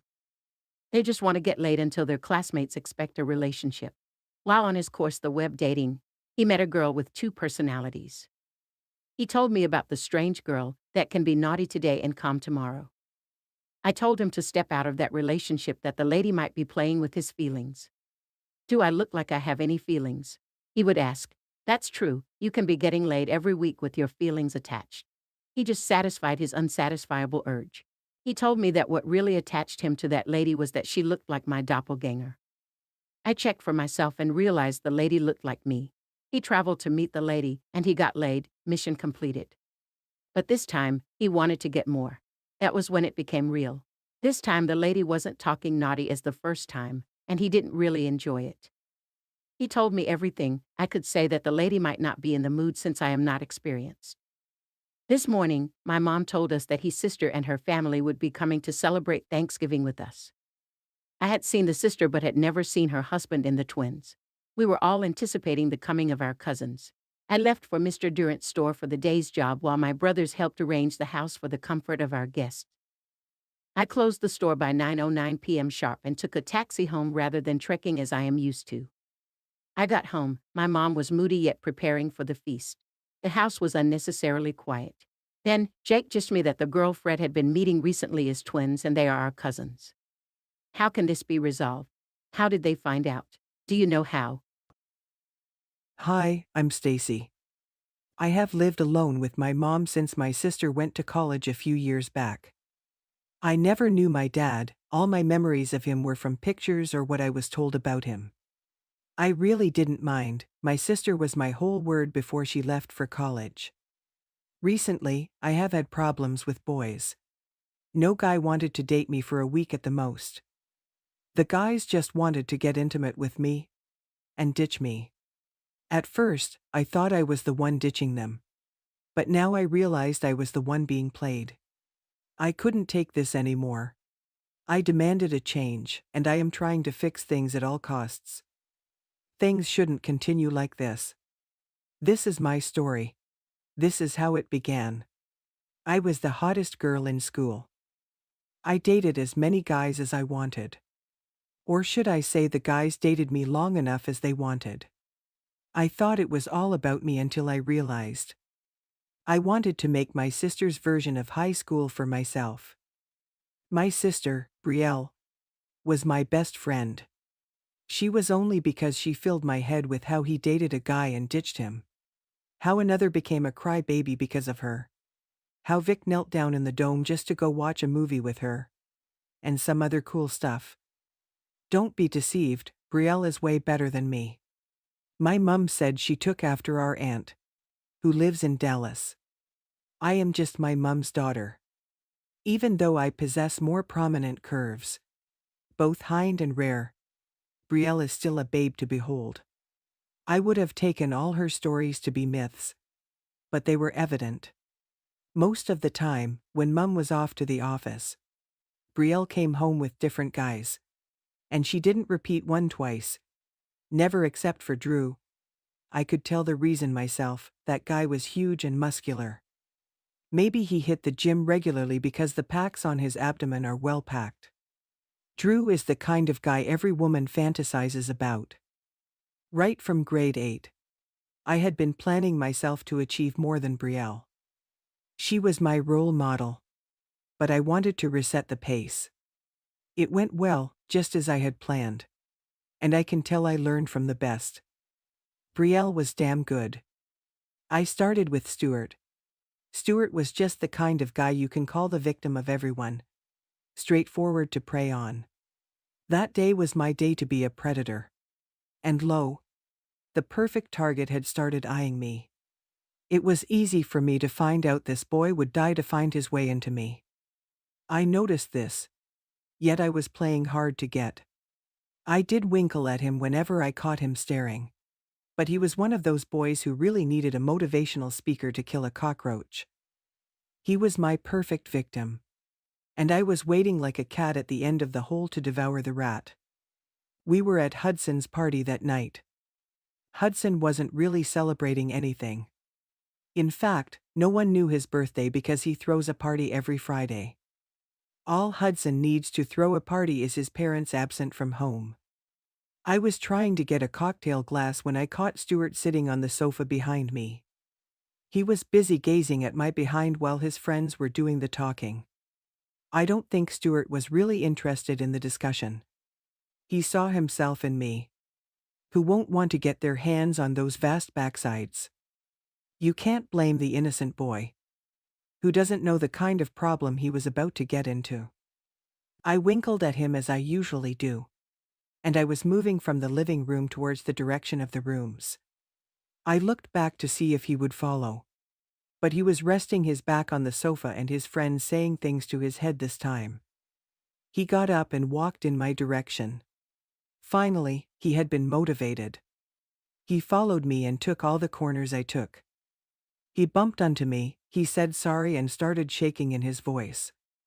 I placed my hand on his head to calm his nerve. I know you like me, I whispered to his ear. I put his hands on my chest. He couldn't believe what was happening. I squeezed his hand on my chest. He looked at my face in astonishment. I bit the corner of my lips. His hands were vibrating on my chest. I opened the door and dragged him in while I gave him the kiss of his life. I could depict that he was a novice, but I played along nicely. That was what I had been doing since acting. I lay on the bed and encouraged him to come over to me. Before we started the scene, the lucky man got lucky earlier than expected. I smiled, I wasn't really interested in him. I was just teasing him. And the little guy fell for the awaiting bait. Before noticing my smile, I pushed him off me and gave him a straight face, making him uncomfortable. He pleaded for the release earlier. I could tell the guy was disappointed, but who cares? Right. I found my way out of the room and smashed the door behind me, proving that I was really angry with him. He jumped after me and pulled my hand from behind, and apologized. I didn't consider his apology a bit. Give me another chance, please. This time you won't be disappointed, he pleaded. Yes, he fell for the next trap, I said to myself. Okay, no problem, I snapped. I dragged him to the dance floor downstairs. I purposely stayed in the middle of the stage to call for attention, which I got. I placed Stuart's hands on my buttocks and added pressure on the hand so that he could squeeze those cheeks. Stuart raised up his head, feeling he was on top of the world. After a while, I perceived his hand vibrating on my buttock. I turned around, positioned my buttock between his two legs, and placed his hand over my chest. We danced to the loud music. I increased the intensity by stroking up and down on his laps with my backside. Within a few minutes, and can feel his wet pant on my mini skirt. I turned around at once. What is the meaning of this? I said aggressively. Everyone looked at us and quickly found out what had happened. Everyone started laughing at Stuart. He was ashamed of himself and ran out of the party, trying not to cry. I had a bizarre smile on my face. One down, many more to go, I said to myself. I watched him leave and continued dancing. I got the attention I needed that night. I knew I had laid the first brick, and now it would be easier for me to catch more fish in my cunning net. I didn't tell my sister on the phone about the news. I wanted to be perfect before proclaiming myself. On my checklist of naughtiness, the next and most preferential thing to do is change my friends. I needed to start walking with the most incredible, hottest, and sweetest girls in school. I was not a fan of doing things gradually. I wanted to move with the speed of a power horse. Had I known, I would have taken the stairs instead of the elevator. The second day at school, I was a different Stacy. My friends couldn't understand, so they left me alone with my madness. I caught the attention of everyone, even Mr. Collins, the history teacher, who won't fall for the girl that purposely walked within the school premises like Lady Gaga with the shape of Angelina Jolie and the face of Nicki Minaj. The focus of the school just changed from outstanding academic records to having an intimidating moment with me. "Hello, girlie," a voice standing next to my desk said. I knew that voice was Brittany's. the head of the Beatles, a group that had been terrorizing the school with their stony beauty. "Hi, Brittany," I said with the sweetest voice possible. I raised my head to look at her face. She handed me a sheet of paper and left. That's normal, what else did I know Brittany for? She's rude. I opened the article to read what was written. Atlas Corner. Cinema stall room, 4 p.m., don't be late, love from Brittany, was written jaggedly on the piece of paper. I grinned a little. Yes, I said to myself. Mission accomplished. I could not concentrate any more in class. I was eager to meet my new friend. The Beatles. I get on rationalizing how the crew will start doing things with me involved. The numbers of boys that will ask me out in a day. The guys I will pretend I am interested in just to embarrass them. And so many other naughty and rude kinds of stuff finding their feet in my mind. I tried getting them away from my mind, but they remained stocked. Since I could not help it, I kept on enjoying the fantasy. Immediately I heard the bell.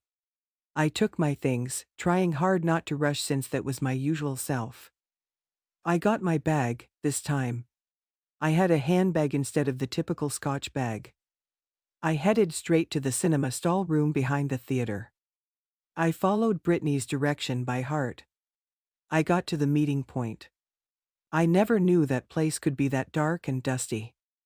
I saw the light at the end of the little passage. I walked through different artistries to the light.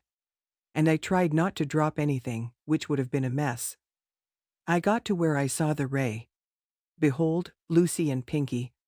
Those two were a pain in the ass, so annoying and disrespectful. I checked my wristwatch. It was 3:52 p.m. Wow. I didn't get late to my induction party. I whispered to myself.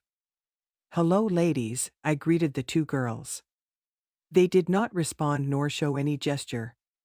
It was as if I was not there. The two girls glued their faces on their phones and kept laughing and talking. Those two are good at keeping each other's company. Since I had been ideally ignored, I got myself a wooden box and made myself comfortable. Pinky looked at me as if she would say something impish, but instead continued with her gist. I brought out my phone and started checking my emails. That wasn't necessary because I wanted to while away the time while I longed for the arrival of Brittany. Finally, Brittany showed up. I checked my time to know the exact time. It was 4 p.m. on the dot. God, the girl, is punctual. At last, she got that virtue. She wasn't all bad anyway. Before I could stand to greet her, the two older girls surrounded her and took a few shots with their phones. After the supposed greeting, she introduced me to the group. That was really unnecessary since we were all classmates. But I played along with it anyways. Will you like to be a Beatle? Brittany asked. I was shocked with nothing to say. But inside I was euphonious. I tried to be the tough girl they thought I was. You're wasting time asking me. I'm here already. Brittany smiled beautifully. I like this girl, she said while pointing her index finger towards me. Straight away, the two other girls started talking to me. They told me unique pieces of stuff. I wasn't intrigued, nor was I surprised by their sudden change of attitude. It was acting. And I know for sure that I just got enrolled into the school of acting. The girls helped me with all my social media accounts. Posted my picture everywhere. I took a couple of photos later uploaded. And boom, my followers started increasing. I couldn't believe that. It was as if the followers had been waiting for that moment to come to their whole life. I was introduced to some rules on how to operate flawlessly in the group. The regulations, in summary. Be rude and naughty. Isn't that why I took the appointment? Life just got more straightforward or rather terrible. Only time will tell. Everything was going according to plan. I now walked with the most popular group in school. And dated some big boys. The one for me was that I became the most sought after in school just a few weeks after joining the Beatles. Lucy and Pinky were getting jealous, but couldn't do much since Brittany was okay with it. I knew but didn't care. For me, I am yet to achieve my goal. No one had knelt down for me yet. Within a month after my induction, I started going out with Frank. Frank was from a wealthy family. I never knew his old man, but I heard the man is the chief executive officer of a tech company. Well, without doubt.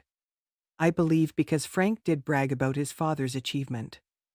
All he had of himself were gargets and more gargets. The relationship was so dull. The guy was just too direct. All he thinks of is what lies under my panties. Such a naughty dude. I managed to play along with the supposed relationship. Frank had so much luxury stuff and went out with rich kids like him. He was fond of me. He showed me off to his friends every time as if I was a priceless antique to be auctioned. Though he was proud, this dude knows how to spoil a lady. I made sure my mum didn't know about my relationship with Frank. She wouldn't have supported the union. Frankly speaking, what kind of single mum will help such? Her ignorant is the best for me. I had more mischievous plans to pull. Frank had a party with his wealthy friends and decided to take me along one of those days. I saw this as a significant opportunity to pull the ditching string. I told my mum that I would be sleeping over in my friend's place. She agreed. I took off one of my beautiful dresses and a heel to match, and off I went. I stopped at Brittany's place to change into the gown. I called Frank and told him to come and pick me at Brittany's home. A few hours had gone, and finally, the lover boy showed up. I exchanged kisses and told him that Brittany would love to tag along with us. I made that up because I knew what Brittany was capable of. No problem, he said. While Brittany was getting changed, Frank and I were in the living room sharing a romantic moment. Brittany came down from her room. She caught us in the moment, she coughed, and the two of us detached in a hurry. Frank led us to a black limo waiting outside Brittany's house. Inside the limo, Frank was actually a pompous host. I didn't mind because he is notorious for that. Brittany, on the other hand, was just present physically. Since Frank handed her a glass of champagne, she had been with her phone. Sometimes it looks like that is her real world. And here it is, virtual. Frank and I tried to make chemistry. But it wasn't perfect since the two of us had a different reason for dating each other. And love is omitted. I was dating him because he is rich and famous. And I needed such a feat to prove myself in this new game I play. Frank was dating me because he just wanted to show his friends that he could catch big fish. The limo stopped at the entrance of a 5-star hotel. The driver opened the door with Brittany stepping out first. Then Frank, who helped me by taking my hands. It was like a fairy tale. So, many reporters were present. There were camera flashes everywhere. Brittany was eager to face the crowd to earn more popularity while Frank waved at them. But I was able to hide my face perfectly. My mum mustn't see such things. It was a grand entry, to be candid. I met several children of vibrant personnel in the state. Every person was VIP. The first time I enjoyed such a feat. Everything was going on smoothly. Brittany had succeeded in entangling herself with another boy. She disappeared with the new guy. I guessed someone went to get dirty. I couldn't do much. I purposely made sure Brittany was here so that I could pull a perfect trick. But now she's nowhere to be found. Actually, I enjoyed myself. It was an elaborate get-together. I got everything I never tasted by just demanding. The party was going on fine while I was looking for an opportunity to create a scene. Finally, Brittany was back in the room. And Frank was busy chatting with his friends about their most expensive possession. How is that a discussion? I really didn't fit in too much. But Brittany fitted in perfectly. The girl is Tiffany in the making. Such a good actress, I must oblige. The moment had finally come. I saw a glass of red wine with Frank. He was about to turn back when I rushed towards him. making him spill the wine on the silver white dress I wore. "What have you done?" I retorted. It was a perfect first attack. He tried to draw me away from his friends and pleaded with me for the spillage. I pushed him back. "You ruined my dress," I shouted at him. Still trying to avoid the disgraceful moment. He wanted to draw me from the crowd. I slapped him. Where did that boldness come from? I couldn't believe I could do that. I was terrified within me, but yet every bit of my plan was coming to play in the perfect order. Just the way I wanted it. Brittany, doing what she knew how to do best, had started live streaming. Then the rich man's kid apologized. "I am very sorry, I didn't mean to spill the wine on your dress. You should understand that it was an accident." "Accident? I ruined my dress. And you said it was an accident," I barked. The rich kid went down on his knees and apologized. I got a glass of wine and poured the content on him. I regretted the action immediately. But the awesomeness on Brittany's face comforted me. Brittany and I left the party to her place. She praised me as if I had just conquered a gladiator. I wasn't pleased with myself. "Who does that?" Brittany was full of my praise. Before I saw the video myself, she had uploaded it. I later found out when browsing with her personal computer later that night. To my surprise, so many people had shared it. I got to school. I looked around for Frank, though I wasn't planning to apologize.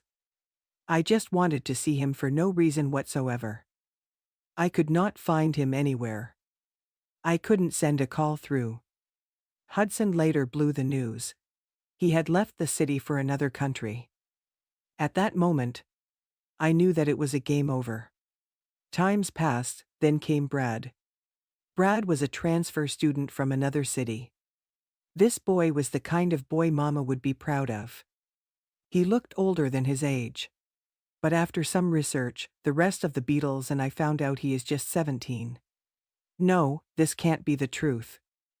The guy looked so mature. Within the first few weeks in school, several girls had fought because of him. The Beatles were also in incoherence on this case. That will be the first time as far as I could recall. Every hot babe demands a hot guy, I guess. For the first in forever, Lucy, Pinky, and Brittany fought and never reconciled. I was still a great associate to Brittany while Lucy and Pinky enjoyed each other company. I wasn't interested in this guy because of his insane popularity. But having him for myself will significantly benefit me. It would increase my charm by miles. "Hello babe," that was Brittany by my desk. Everyone now sees us as best pals. Brittany was not to be trusted. That babe was a big snitch. She told me she approached Brad how she felt about him and Brad turned down her approach. "I want revenge," she said. Well, that's what I was good at. "No problem," I replied. I knew I was irresistible. Every high school can't afford to lose me once they are opportune. I started walking towards Brad. I wanted him to notice me, but frankly, the guy was tough. Later he fell. One afternoon, we met at the Dome one afternoon. He bumped onto me accidentally. And my science project fell. He picked up the pieces and reassembled them as quickly as he could go. I was impressed. "Can you have a cup of coffee with me? If you don't mind," I asked of him. "I would rather have a bottle of beer with you at a bar," he responded. I smiled. I like this kind of guy. "So, a date it is," I rejoined. We said our bye-byes. And the two of us went our separate ways. I chatted up Brittany immediately. She was amazed. And she drew her plan. It was a perfect plan and would make this big guy have a significant fall. Brittany is undoubtedly next to the devil in deeds. After the chat, I started having mixed feelings. I wasn't so sure, but it was like I was beginning to like this dude. Brad is handsome, and to my experience, he is far from how Brittany described him. And everyone knows is that when Brittany said it is raining outside, you need to go and check for yourself. I decided to take note of this guy to see for myself. On Friday, Brad and I finally met at a bar to take some beers.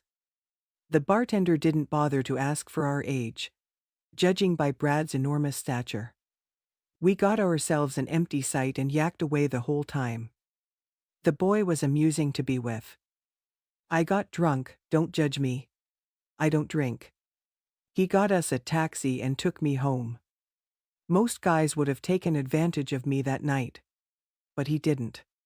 He dropped me at the door and introduced himself to my mum. I slept off on the couch. The following day was a weekend. I woke at noon. My mum gave me a spicy soup to drink. I took it. I was damn hungry. She set the table for lunch. And while we were taking the meal, most of the dining discussion was about Brad. It seemed my mum liked him. And so was I. For the first time, I can say I am really interested in someone. Later that day, I called my sister. We chatted a lot. She told me that Mum had told her about the whole thing. We both laughed about it. I said about the association between the Beatles and me and how we separated. She advised me to detach myself from such friendship. I knew she was right, and she was speaking from experience. But I had gone deep into these things. I didn't know how to call it short anymore. Brad and I started seeing each other frequently. You could tell something was going on between the two of us. But there had not been any official proposal. So, friends are the best you could call this kind of thing. And for a while, I had not been on talking terms with Brittany. We were not in disagreement, but just that we can't agree on a thing anymore. I started walking with my old friends. They had been waiting for me to get myself out of the madness I was in. You could tell that Brielle talked some sense into me. Brittany had noticed my lack of cooperation. And she had reconciled with the old Beatles members. Things just got worse for my companies and me. It was apparent that Brad only wanted to be a friend since his girlfriend regularly visited him from his previous school. I wasn't bothered, my friendship with him was worthwhile. Brittany tried to get to Brad, trying all her cunning moves. But I did give Brad a head start in the game. You could call me a snitch. It is fine, I am tired of seeing people get hurt. Most guys later found out that Brad and I were just friends. The long-awaiting suitors started coming up with their approaches. This time I was unnecessarily rude as I was. I realized I had been a bad bitch for so long. And many had been said about me. A lot of good people had been avoiding me. And I didn't notice. I was blindfolded by the things Brittany fed me with. My goal was to be popular and nothing more. I picked up so many lousy virtues on my way to fame. And my sister came out to be nicer than I taught. I was so much ashamed of the past few months. I received a few proposals and ignored the others. But none lasted for a month. With some lasting just a few days. I could get entangled with a guy today and tomorrow. He is no more interested in me. I was so much in need of a guy I could call my boyfriend. But to no avail. It was as if there was a famine of boys. No one lasted for at least a month. My hunt for a boyfriend increased. I refused to turn down people's approaches. But all ended within a short while. I told Brielle about this, she couldn't devise a means to solve the problem. I guessed she didn't know all too. I took up the courage to speak with Brad since we were good friends. I asked him what guys wanted in ladies. He couldn't give me a straight answer too. Even Stuart came knocking at the door again. This time, it looked like a payback. He ditched me before I even fell in love with him. What the hell is happening to me? It was as if the whole school planned to get back at me for my evil deeds. I needed a drastic change. I wanted things to go back to when I was that innocent beauty. I tried to redeem myself. Who am I to meet? Who is the head of these, or the whole school is just acting on this simultaneously? I could not figure out anything. I was confused. Who is behind all these? The Beatles and I had parted ways for a while now. We don't really exchange greetings. I really don't bother at first until recently. I had started thinking if they were involved in the dismay. This is what the group of girls is known for. And this is what they do best. They are better at tarnishing images than doing well in school. I started suspecting their moves and began to keep tags on them, hunting them with their own skills. After several weeks of monitoring their movements, I could not take them red-handed even though all accusing fingers pointed at them. I started checking on my friends after a failed attempt on the Beatle. They weren't shady, to be candid, but I didn't want to leave any stone unturned. Checking on them is really convenient since we are always together. But I can't predict their actions once they get home. I made it a habit to sleep periodically at their place. Even though they stayed up at night, it wasn't a reason to call the accused. After another futile effort, I thought of Brad. Can Brad stoop so low to that level? I don't know who to trust and who not to. I began another investigating job on him. I could tell the guy noticed my motive but did not care since he didn't find any reason for me to do that. For sure, he is not the one, but since he knows about what is going on, he is still a suspect but not prime. Brielle is the next on my list. She is miles away from home, but I can't afford to get her off the list. She called me more often than she did in the past. We shared more moments together and chatted a lot about our lives. Some about her school life and maybe fashion and some girls' talk. Things were smoother betwixt us. She had been my best friend in the past, but now I think she can make something up. But wait, why will she want to do me any harm? What will she gain from that? I am her little sister, and she is my whole world.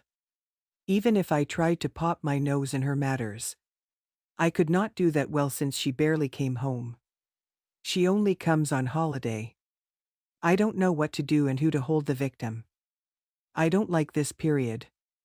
I want to disappear from the surface of the earth before I become the laughingstock at school. Who can be involved in this evil act? Can it be the Beatles? My friends, Brad or Brielle? What do you think?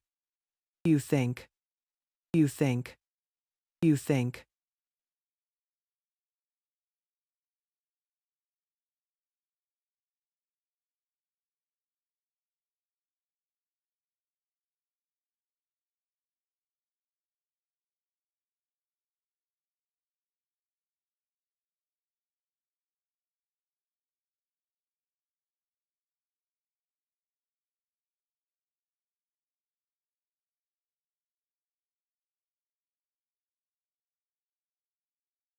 Hi guys, I'm Tiffany.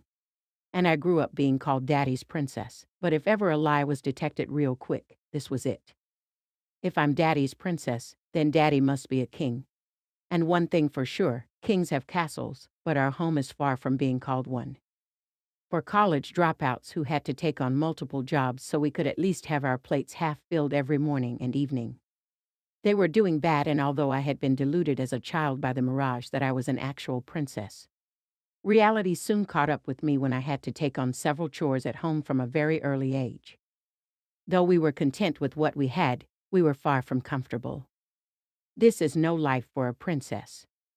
This princess.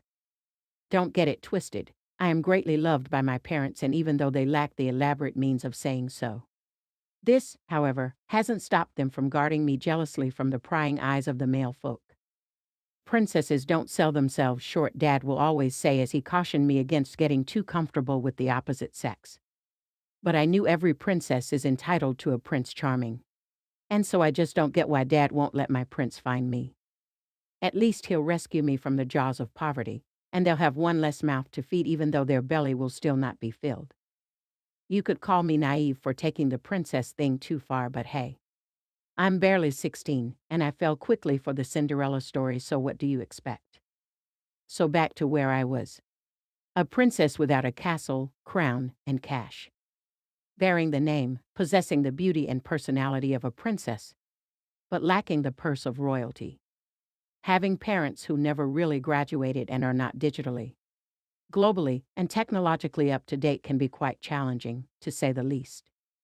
The never-ending display of ignorance towards the opportunities that abound in the digital world has become a norm at home. They never seem to understand how their daughter, who would be turning 16 in a few weeks, chooses to spend her limited pastime making digital arts on the computer, which piles up the electricity bill, which we always find hard to pay. Hell was almost let loose once when Mummy overheard me saying to myself that I'll be selling for $100. You would think a dam broke through her eyes as she cried while telling her husband that his daughter is now trying to venture into cybercrimes. Dad wasn't having any of it. We had watched together on a sunny Sunday as the cops invaded the house of our neighbor and arrested their son Pete. He was being charged for his involvement as a member of a cybercrime syndicate that had its tentacles spread all over the country and was responsible for duping unsuspecting individuals of millions of dollars. Some victims were reported to have died from heart attacks, and a handful committed suicide due to depression. It was a shock, and you will need to understand the background of the person in question to grasp the surprise it came with. Pete was an 18-year-old who was the first child in a family made up of 6 comprising 4 children. His parents had decent jobs and did all to cater to the needs of him and his siblings. They were always properly dressed and behaved in a manner that endeared them to the hearts of the people in the neighborhood. Pete was a quiet and reserved young boy who always looked after his siblings in a manner that soon made those who were acquainted with the family address him as Deputy Dad. His light wasn't just shining at home. It shone in school, and within the neighborhood only brighter. He soon became the yardstick of excellence used by parents to determine where their children needed to improve. He was the pride of his parents. It was little wonder when you heard his father introduce himself as Mr. Parker, Pete's dad. Who would have thought that the statue of pride could quickly become an object of shame? The disgrace and embarrassment were so massive it quickly cast a shameful veil over past glories. Folks who had associated with the family in the past understandably started pulling back. Who would like to be labeled as a friend of criminals? Without wasting time, Dad grounded me without hearing me out.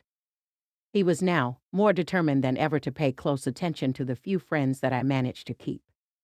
He wouldn't stand by and watch as I dragged the little integrity of the family's name to the mud. A good name is better than silver and gold, he fumed as he quoted the holy book. I didn't even have it in me to explain to them that I am into cryptocurrency, and it's not a criminal offense. Over the past weeks, I have been minting non-fungible tokens in their thousands and hoping it would sell. So that way I could raise a little money to buy my dress for prom, which coincided with my 16th birthday. A princess should at least get a birthday gift. And yay, that's no bad idea. I wasn't angry at my parents that night. I knew they acted out of love because they wouldn't want their daughter treading the wrong path. But I was sure disappointed because I was misunderstood. All I ever wanted to do was to try being independent for the good of all. I couldn't find where I had erred. I was only trying to do for myself what they couldn't do for me. What's the crime in that? As weeks turned into days and the prom drew nearer, everything in me knew I could make my fairy tale happy ending if I just had a dress, shoe, and a prince. If Cinderella could, then I can, or maybe try. And I already knew where to begin. Over time, I had lost interest in going to the prom that I didn't consider that of this year. But now I figured that some are born princesses while some are made princesses. And this was going to be a life-changing moment. One which I won't sit back and let slide like the other times. And even though I hadn't been asked out yet, it didn't matter much to me. After all, Cinderella got her date at the party. So I decided to talk to my parents about it because I had to buy a dress fit for a princess, and a shoe which must not be glass. If I'm going to get a prince, then I sure need to look like a princess. I had a difficult time finding my way to their room as my mind was already clouded with scenes of disapproval from the past replaying so clearly in my head. For reasons so obvious. I always stayed away from proms in the past because Mom and Dad couldn't afford a dress. There was always a bill long overdue, so getting me set for prom was a luxury they could only afford in my dreams. I had gotten used to the litany of poverty-decorated reasons why I had to sit each one out year after year that I finally stopped asking.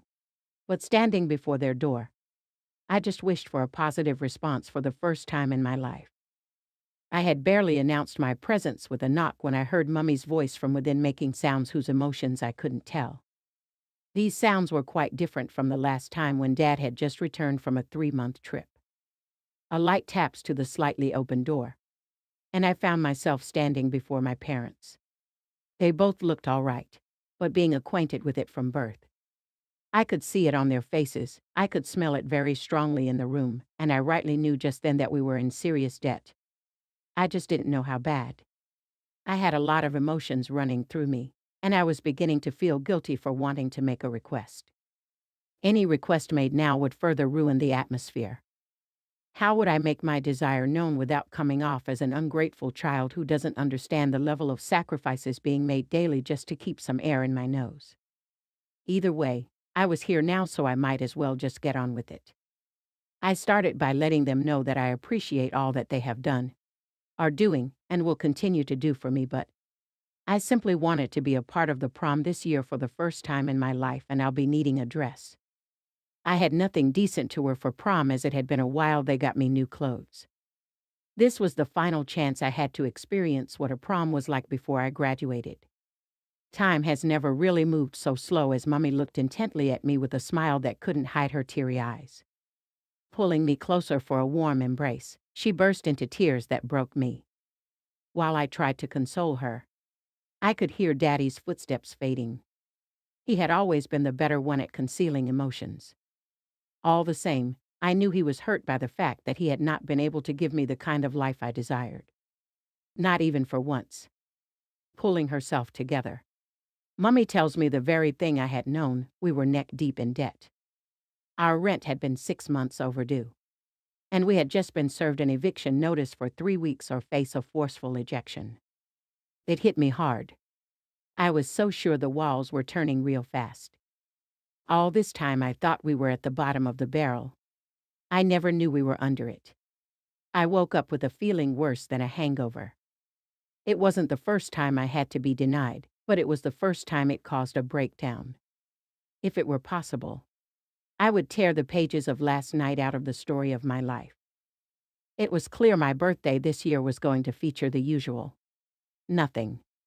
I could see that my teeny tiny dreams of being swept out of poverty by a knight in shining armor and given the kind of life desired were nothing more than it was. A dream. The day I quit looking forward to finally arrived. Unlike Cinderella, I had no fairy godmother who could turn my wishes into reality, so I didn't bother making any. I was going to get busy just to keep my thoughts from drifting off to where I wouldn't be. It was prom day, and it was my birthday. But it will still end up like every other day. Chores, chores, chores. While getting off my bed and making my way to the kitchen for a glass of water, I discovered the lights in the sitting room were unusually on. This was about 3 a.m., and my parents would still be in bed at this time. I figured Daddy may have forgotten to put off the lights when he returned last night, and it was so unlike him. If anyone understood firsthand the need to cut costs by conserving resources, he was the one. He often got angry each time I left my desktop running, and all he needed was a little reason to take it away from me. Little wonder I was grounded from it without being heard. Anyways, it was all in the past, even though I was still hurting from not being able to access my digital arts. I took a detour, branching out to put off the lights when I was dazzled by the sights I saw. The sitting room was beautifully decorated with pink, a color fit for a princess, and ribbons were saying "Happy Birthday, Princess." I knew I wasn't dreaming, but I doubt I woke up in the very house where I slept. This wasn't here last night. Did Fairy Godmother visit us last while I slept? However, what happened didn't matter. I was just glad it happened. Looking round in utter amazement, I saw Daddy fast asleep on the couch, entangled with ribbons while holding a scissor. I could easily solve the puzzle. My dad had stayed up after I went to bed just to make sure I never knew what he was up to. He probably got tired and slept off. Well, I wasn't about to ruin my surprise witch for me. doesn't come around very often, so I made my way back into my room. And although I was still thirsty, I had a feeling of satisfaction which I would not trade for a glass of water. As I lay on the bed, several thoughts just passed through me. On one hand, I was glad and grateful that my parents were going out of their way to make me feel special for the first time in a very long time, not minding the mess we were in. But on the other hand, I couldn't help but think I was the one who pressured them into doing so when I made my request a few days ago, or could it be that my parents amassed a fortune these past few days? Whatever the case was, I was just going to live the moment. It took almost forever for the day to break, but thank God it finally did. I could hear Mummy's brisk steps finding their way to my room and had to act as though I was fast asleep. I waited for her to call me the second time before turning around and letting off a lazy good morning that perfectly covered my excitement. She said some friends were coming over real quick, and I had to quickly tidy up the sitting room. She was good at feigning the part, but I was a better actress. I knew I had to pretend to be in the dark, so I hurriedly got up and made a dash for the sitting room while she followed behind. Opening the door, I dropped my jaw in a reprised surprise roll. I saw Daddy coming towards Mum and me as he joined her in shouting surprise. Now I must confess that though I saw it coming earlier and even acted surprised now, the joy was all too real to be fake. I couldn't help the tears that flowed down as I gave Daddy a warm embrace. I did feel like a princess. Daddy's princess. And if this was a dream, I won't want to wake up. While sitting down on the couch and savoring the love shown, my joy was almost short-lived as I remembered we had recently been served a notice. As though he could read my thoughts, Daddy said he knew we were neck-deep in debt. And things were not going great. Well, things have never really been great. Fashionable moving out of the area. And I may need to go and stay with my grandma, but they thought about what I said and knew it was only fair they reminded me of their love in a different way. He hardly finished speaking when Mum pointed at a box sparsely wrapped. I opened it, and in my hand was the most beautiful silver gown I had ever owned, and a shoe and tiara to match. One fit for a princess. I must have a fairy godmother somewhere, because fantasy is turning into reality faster than I could ever imagine. I knew what it meant without having to hear them say it. I was going to the prom. Now I was a sure believer that dreams do come true. I had all that was needed to make my happy ending except a prince, but I wasn't bothered. He was going to be somewhere waiting for me at the prom, and I'll be there. That was all that mattered. It was exactly 6:45 p.m. when my cab pulled over at the prom venue, which had already begun 45 minutes earlier on. And I was already breaking a sweat. It was the first time since my lifetime that I'll be going out for a party free from Daddy's protective eyes. Making an entrance was a harder step to take. Everything seemed to stop. Everyone seemed to be looking towards me. What have I done? I suddenly began wishing the ground would just open up at this point. I could feel them gazing intently at me. I was certain they were all surprised to see me outside the four walls of a classroom. Not dressed in a uniform, but decked in the attire best befitting a royalty. No sooner had I pondered on what to do did my friend Stephanie walk up to me with an expression that stated the obvious. "You look amazing," she said. Stephanie was from a wealthy family who lived the good life. Her dad was an engineer who owned a firm he established 25 years ago. And the mom happened to be the only grandchild of the only child to a late senator in the country who left behind a family business worth over $500 million.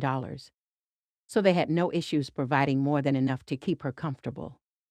As was the custom of the wealthy who had an empire, Stephanie was expected alongside her two junior brothers to take over the family business. And all her life from the day of birth was filled with activities that would ensure she was ready when the time came. However, she soon discovered that while growing up that she wanted little or no part in the family business. She had other interests, and only thought it fitting to build her legacy. But how was she going to let her parents know and accept her decision without stirring up their anger? She was caught up in the middle of pleasing her parents at her own expense. And this soon started affecting her performance in and out of class. It was when she heard the English teacher read a portion of my essay to the class that she picked interest in me. The words read, "We only function best when we become our true self." We bonded rather quickly, and she then opened up to me on what she was passing through. After pouring out her heart to me, I told her to do the same to her parents with hopes that they will eventually see reason, and thank God they did. Well, not after her mom put up a fight. Her dad has never been in support of enforcing life-changing choices on an individual. He believed people should be allowed to find their place in life, and given the liberty of choosing the path to get there. Mom thought otherwise. This was tradition, and she would not be the one to break it. She had the mindset that the whole children were expected to be actively involved in the family business. Her mom was, she followed suit, and Stephanie will be no different. The family was divided for days. Her mom saw herself as a failure who could not continue with the pattern. She could not understand why the husband who had approved of her actions over the years now suddenly decided to oppose her. She moved into another room and even quit having meals with the family. She tried playing the victim, but she wasn't. Stephanie was. Stephanie was already caught up in a dilemma created by her mom's ego. Would it be fair to her if she pleased her mom at the expense of her happiness? She, now feeling guilty, started reconsidering her stance. She could not bear to see her once united family broke up because of her happiness. But as soon as spoke to her dad about it, he refused and encouraged her to stand by her desire. He was no longer willing to sacrifice the happiness of his daughter just for the ego of his wife. He wasn't going to fall for her gimmicks. One thing he was so certain of was the fact that his wife of over 20 years loved him and the kids. And it was only a matter of time before she yielded. All it took was a call that Stephanie had suffered a breakdown and had to be rushed to the school infirmary. Then it dawned on her mom that she loved her daughter above her ego, and she would rather have a daughter who was alive and doing what she wanted than lose one because of ego. She wept in the infirmary as she asked her daughter for forgiveness and assured her of her support and love in any path she chooses to take in life. Within a few days, life returned to Stephanie, and she had me to thank for it. I had proven my faithfulness, and although the disparity in our background was much, she nonetheless remained a true friend who has never for once taunted me for my broken background. Earlier on, after the surprise party and the approval to attend this year's prom, I called to see if I could join her since I knew she'll most likely be driven there. But her response further reminded me of my mission tonight. She was going to be picked up by her date. She did promise to drop me off on her way home after the party. Dad had approved of my relationship with Stephanie because he had worked for her father once. And by his assessment, he was a good man. We made our way to a table where her date and his friends were. I felt uneasy sitting down there and listening to them chatter while enduring the uneasiness that came from the fixed gaze of Josh, the new boy in class. Josh is a 20-year-old rich kid who had recently moved over into our area. And for a 65 blonde with green eyes, he quickly found favor among ladies. Even Tiffany admired him from a distance. But I wasn't prepared to join the league of ladies who flocked around him because I knew he was trouble. A guy this hot is a playboy, and I had long resolved not to be anyone's plaything. Remember, a princess doesn't sell herself short, so there was no way he could feature on my list if I had one. Within minutes it was time to dance. Each couple to the dance floor. While I pretended to be distracted by those already dancing, I could see Josh from the corner of my eyes taking majestic strides towards me. Every hair stood on my body as I felt the goose pimple rise. Dear Lord, what do I do? I needed a prince. My prince. Not a playboy. I had barely begun planning to ponder my next line of action when I perceived the fragrance of his perfume. He stretched out his hands as his masculine baritone echoed the words, "Can I have this dance?" Everything in me knew I wanted to. And even though I said I wasn't tethered, he knew I was only playing hard to get because I had already gripped his hand. I finally felt stupid. My emotions had just betrayed me. I watched him grin softly as he pulled me up on my feet and guided me onto the dance floor where everyone else was already minding their business. It took him no time to figure out I didn't know my way around the dance floor, but he was no novice, so he simply guided me.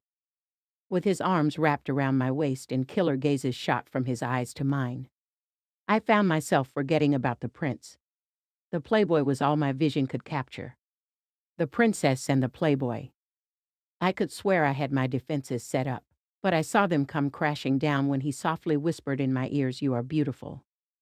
Once again my emotions betrayed me as I found myself blushing. I thought he was going to come for my lips. I badly wanted him to. He had me just where he wanted. He was Eda's and he knew it.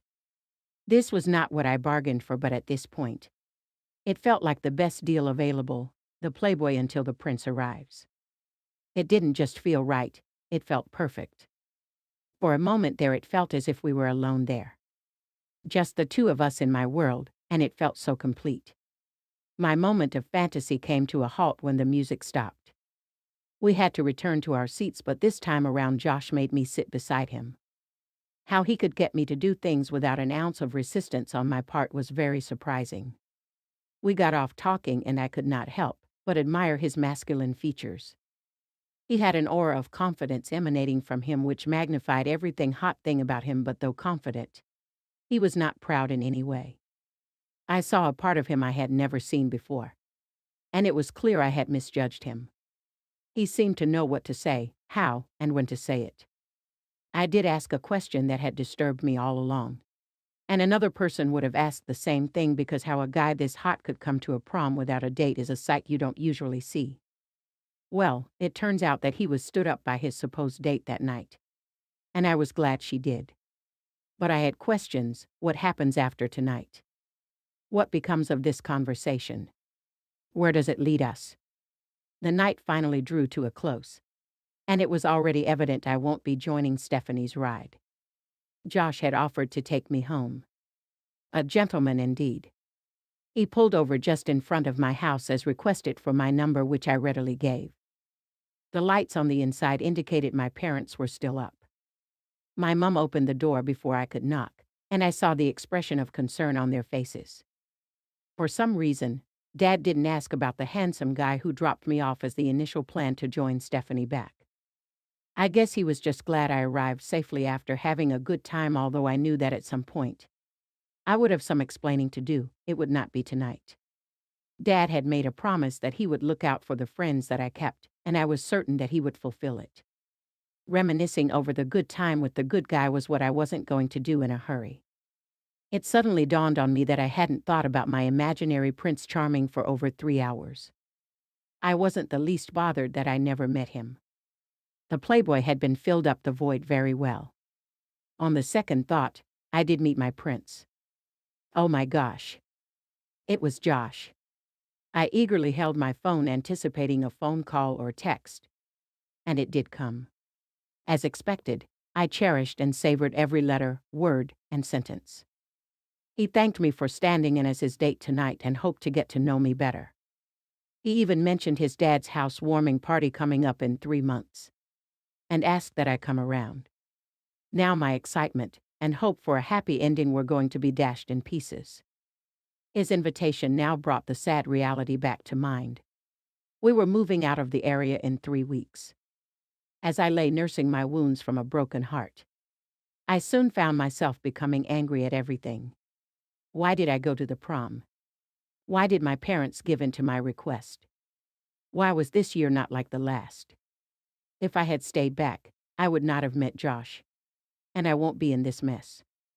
Everything seemed to share a part of the blame, and even the fairy godmother was not exempted.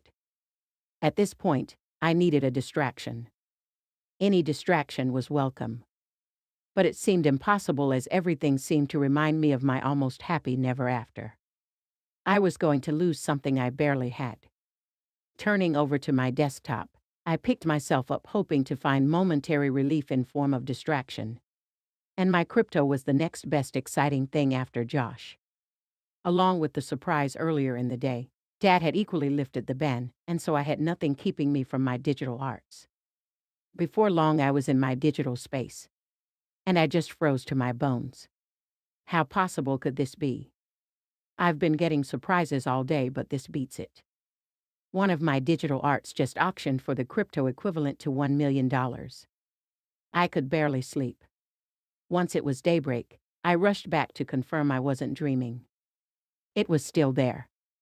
$1 million. Thank you, fairy godmother. So sorry for the blame. I now started processing what had just taken place and its implications. My dream was going to come through. We could buy the house and stay back in the area so that way I could be close to my prince, although I doubt I would still need money. Everything was set for a perfect ending. But there seemed to always be a small problem, even when $1 million was available. How do I tell and convince my parents that I legitimately became a millionaire overnight? How do I get them to believe that they can sleep comfortably in a better house and not be on the lookout for cops?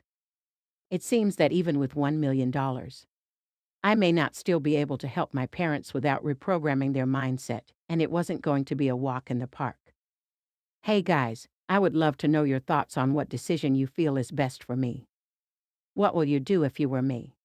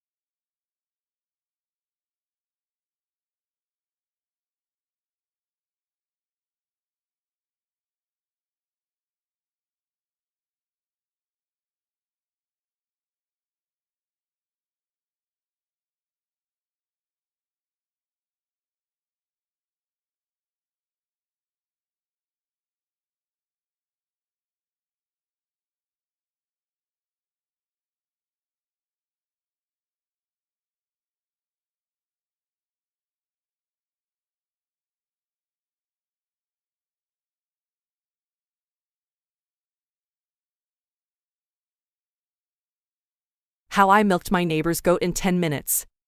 Hi guys, I'm KH Low, and if you ever met anyone crazier than I consider myself fun to be with it. You can actually get crazy with me.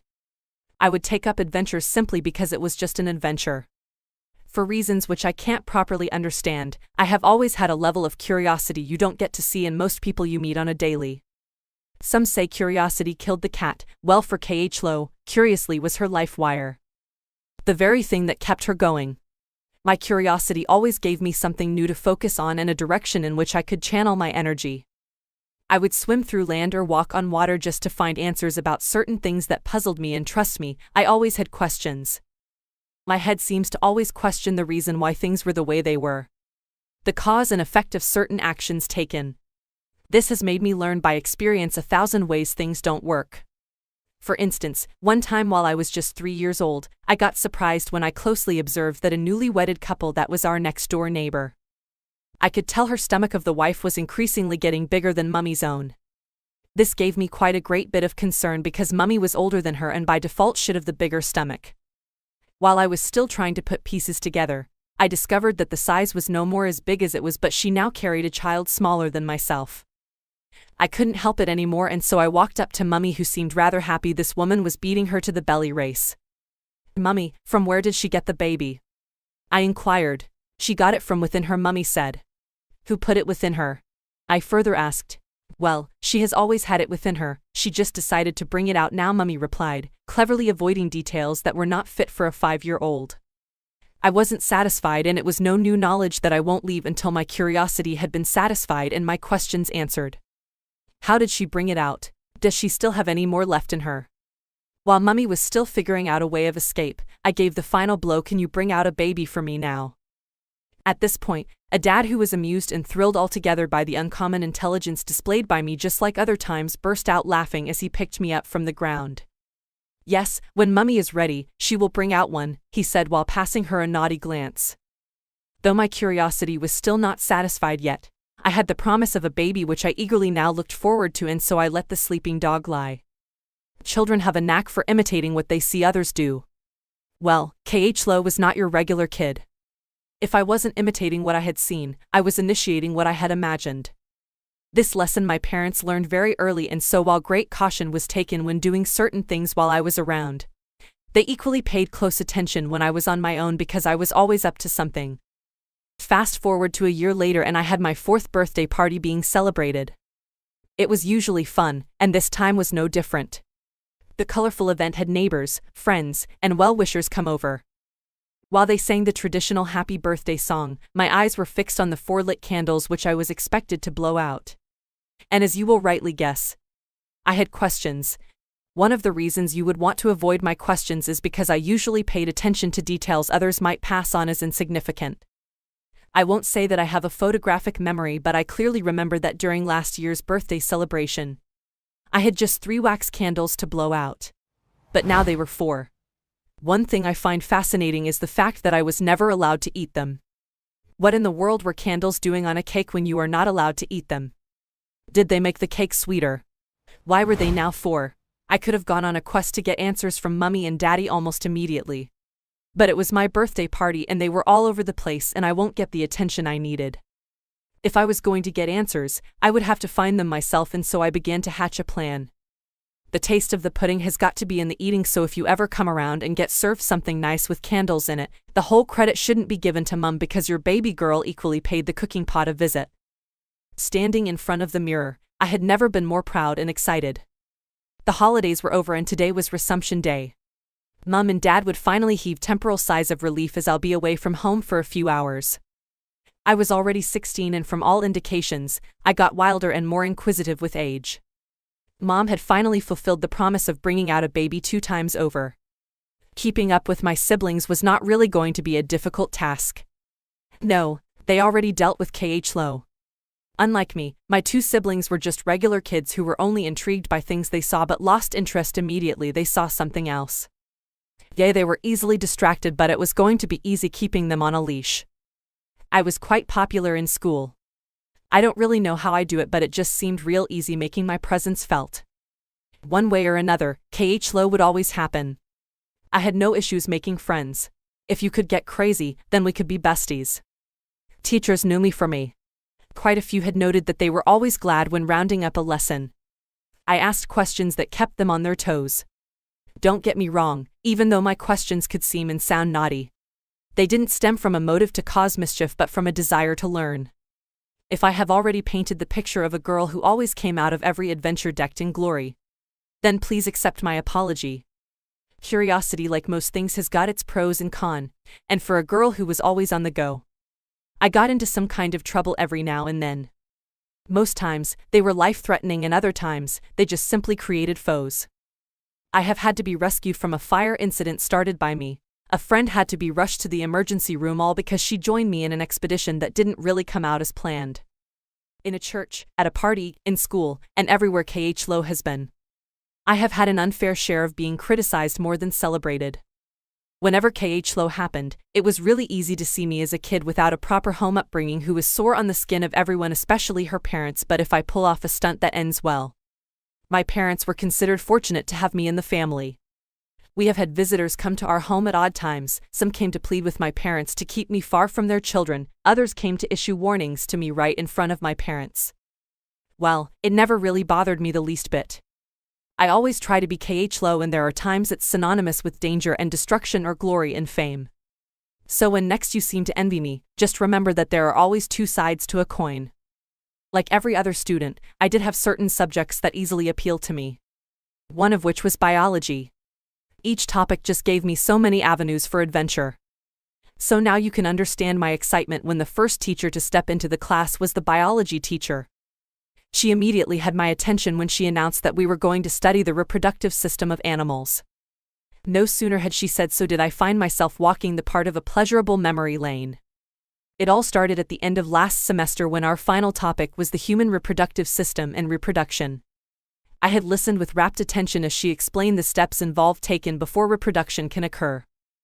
This was really a bad time to become KHLO, but it was too late. I'm always KHLO. I then realized I was just like Mom and the neighbor. I equally had babies in me. Now it wouldn't hurt to bring out one, would it? Of course, now I know that it takes two to tango. I needed someone willing to tango. The holidays were around the corner, and I didn't know if I could utilize it. A 3-day visit to Granny was all the opportunity I would get. It was actually a tradition for us to pay Granny a visit every end of the year. There we had our Thanksgiving as a family. We got to know some cousins who we'll never think about once we left. Grandma was not Granny in every sense of the word. She was a 75-year-old woman who still had the strength of a 50-year-old, and had always been an ardent advocate of morality and discipline.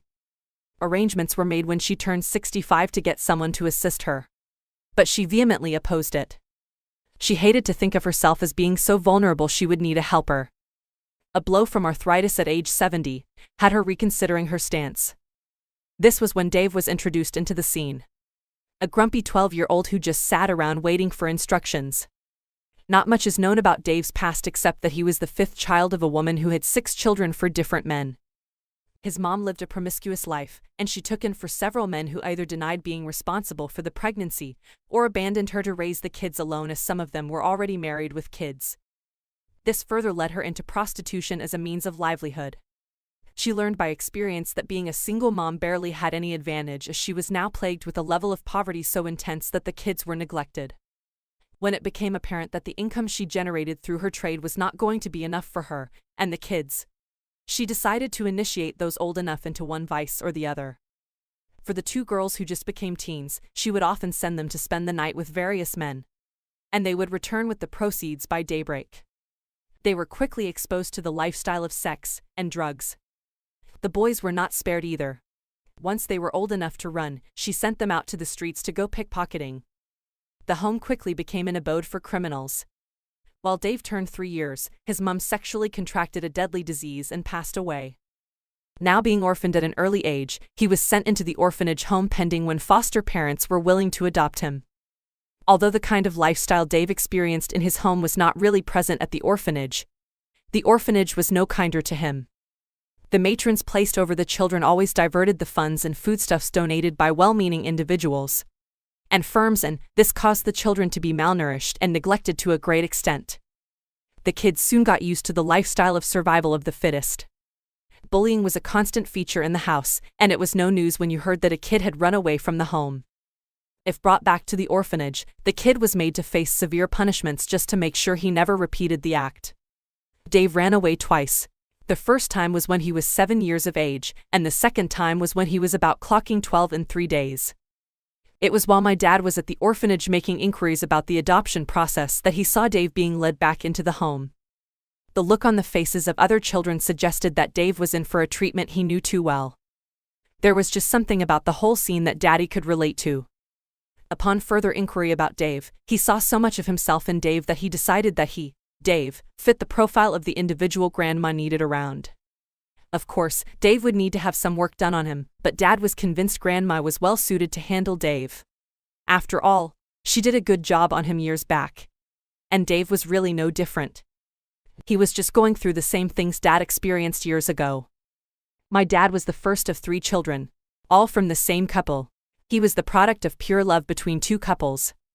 Unlike Dave, he knew his father and had the temporal privilege of enjoying a father's love. He was full of life until his father lost his life in a ghastly motor accident. At the age of 6, he had become fatherless. His mom tried all she could to fill up the space created by her husband. She took up multiple jobs and even turned down a couple of suitors who had proposed marriage because she felt that they might not totally love her kids. The demands of her jobs occasionally made her unavoidably absent from the life of her kids, and this began to affect them negatively. Dad soon becomes an object of ridicule in class.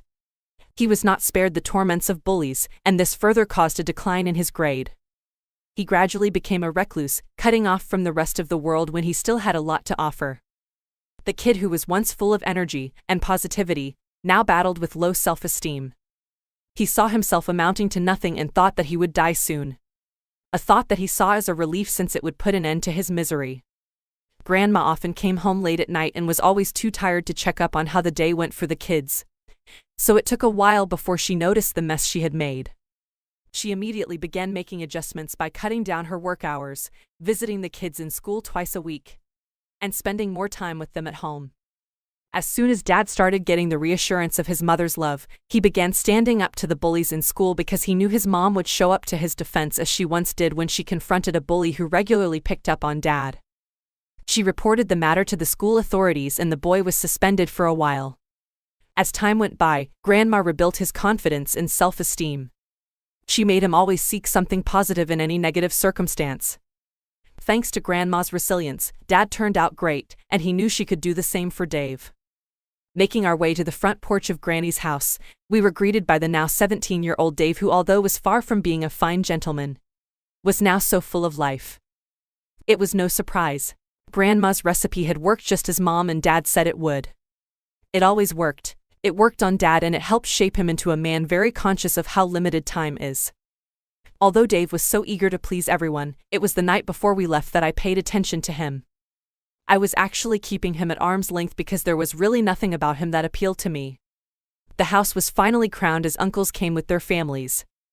This time you're alone, we had 5 babies added to the family.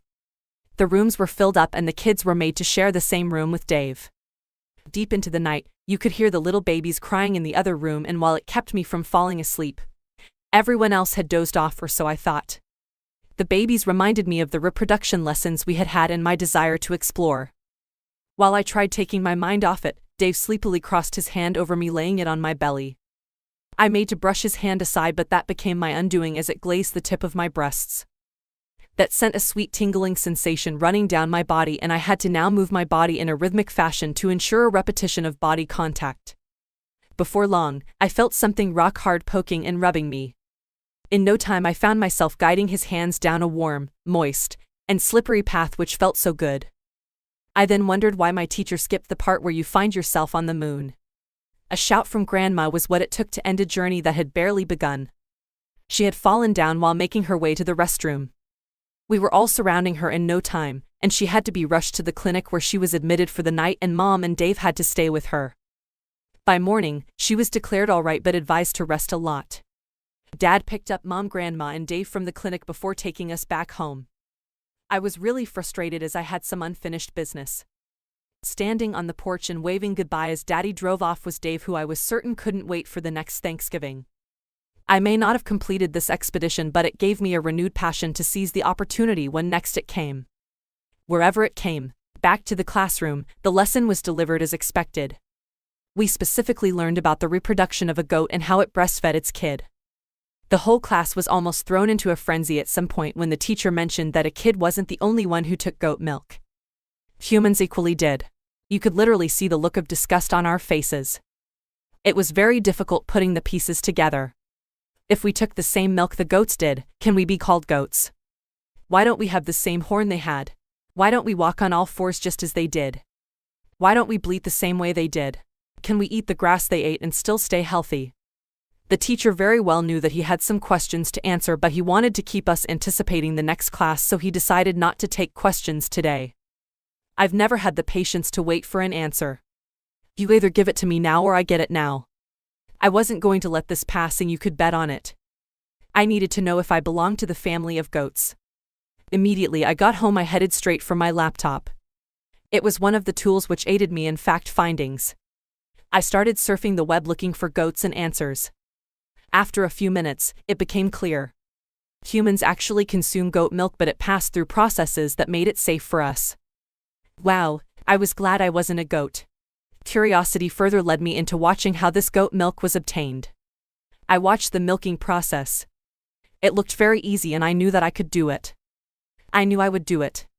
This time, I won't need a partner. I only need a goat. For the very first time in a long time, I almost believed I had run out of ideas.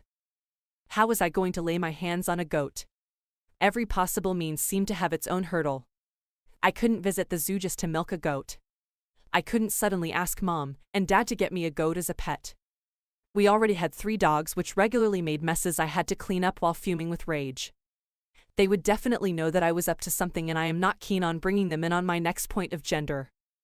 The only option remaining on my list happened to be Mrs. Coker, a neighbor whom I disliked. I may be overreacting, but she always seemed more creepy and less friendly to me. Her constant smiles wouldn't make me budge on my stance. She was a 40-year-old divorcee with a daughter my age, and rather than remarry, chose to surround herself with various kinds of animals for pets. Well, I doubt she had suitors who wanted to marry her. She looked like a goat and weighed like a cow, and although she didn't have suitors, she had cows. Goats, horses, dogs, chickens, and kittens. Her home was like a mini zoo, but if I ever get to milk a goat, it was going to be hers. There were stories of her past that we were not sure were false. Rumor had it that most of the women in her family didn't have stable homes. Her grandmother was a divorcee, and so was her mum. She grew up in a home that was filled with abuse. She had watched his mother always got in an argument with her father, who ended up beating her most of the time. Her dad soon began bringing other ladies into the house just because he claimed that his wife, who nags a lot, has refused to get intimate with him since they last had an argument. It was said that rather than try to make up with her husband, her mum now decided to return the favor by equally bringing men into the home just to have sex with them. She often paid these men, who were sometimes younger than her. Her husband decided to get a divorce from her when he once walked in on her making love with a man, and they were both naked. Mrs. Coker had seen all this, and it had quite an impact on her. She saw marriage as a thing to be dreaded. She made up her mind never to get married, but at the age of 25, she saw herself in the home of a widower who had proposed to marry her after she got raped and impregnated. Not wanting to face life alone with a child by her side, she reluctantly accepted, but things didn't work out as she thought. The widower was a man who refused to bring anything to the table. He just exploited Mrs. Coker. It was when he beat her up for refusing to give him the money she didn't have that she knew that she would be better off alone with her daughter. She divorced him and decided to start rearing animals as a means of dealing with the loneliness she felt. Mrs. Coker became a farmer who randomly shared her proceeds with the neighbors on weekends. She didn't have any mouth to feed except her daughter Meg, and so, you would often see them hand in gloves, going to families to distribute eggs, milk, or some dairy produce. She was loved by all except me, and whenever I was greeted by their smiles, I returned them with a scripted grin. Parents would sometimes drop off their children with them, and they took no small delight in teaching them practical agriculture. This was the part I wanted. Practical agriculture. Practically milking a goat, but if I was going to be a student, I would need to like the teachers, or at least pretend to. Her daughter took after her in looks and size, and eventually surpassed her mom. She looked like a goat, weighed like a cow, ate like a horse, and drank like a camel. In fact, it seemed as though anything she did was done in excess. An attitude that I found really offensive. In class, she ate in excess, laughed in excess, played in excess, and fought in excess. The only thing she never had in excess was good grades. You could say she failed in excess. At one time, she seized every opportunity to get close to me, but she wasn't the kind of friend I wanted. I love people who are crazy, not stupid. Desperate times call for desperate measures, and it was clear that I had to now extend a hand of friendship if I was ever going to get near the goats. Without wasting time, I started executing my plan the next day in school.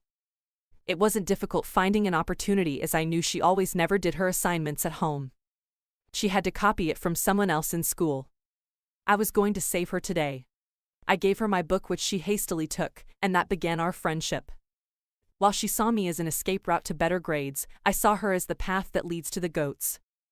This sudden relationship progressed at a very quick pace, and she soon started coming over to our house so we could do the assignments which we were given in school. As you would rightly guess, I did the assignments, and just copied them.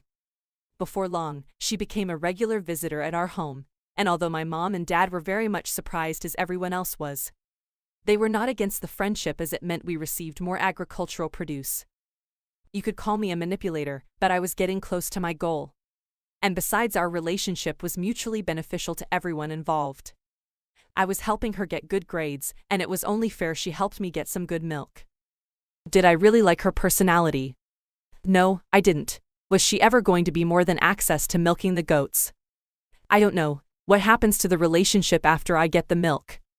I don't know. Time will tell. When I got to that bridge, then I would figure out how to cross it. Meg didn't show up in class on a Thursday, and word soon got out that she had taken ill. On getting home, I informed my parents about it together. We all went to visit her. It turned out that she had caught a cold, but it wasn't so serious. The doctor advised that she took out time to rest, and this meant that she had to stay away from the animals. We weren't the only ones who came visiting, but as her friend, I quickly made myself feel at home. The animals were yet to be fed that evening, and I readily offered to help Mrs. Coker feed them. My parents left without me as I was still tending to the animals while Mrs. Coker received the visitors and tended to Meg. When it was time to leave, Mrs. Coker was very grateful that I came around as she was already too busy to tend to the animals. I told her it was no big deal. I was just being there for a friend. I promised to come by every day to check up on Meg and help feed the animals. My parents were really impressed with the attitude I displayed, and they commended me for it. I eagerly anticipated my arrival at the Coker farm residence. I was greeted by the ever-smiling farm owner, who couldn't hide her excitement at my arrival. I went to check up on Meg, who was observing a bed rest just as the doctor advised. I needed to bring her up to speed on what has been going on in school before I'll feed the animals. While I was discussing with Meg, her mom interrupted us, saying that she had to go down to the pharmacy to pick up the drugs the doctor prescribed for Meg. Immediately she left, I rounded up my session with Meg and headed straight for the animals. I quickly attended to the other animals but saved the goat for last. Upon finishing with the other animals, I realized that I had a few minutes before Mrs. Coker arrived and put a stop to my escapade. This was the moment I had been waiting for, and I wasn't going to wait any longer. I quickly rushed over to the section where the goats were kept, and without much thought, I descended on the first goat I could lay my hands on. It seemed harder than I thought, as I found it difficult to get the goat to release some milk.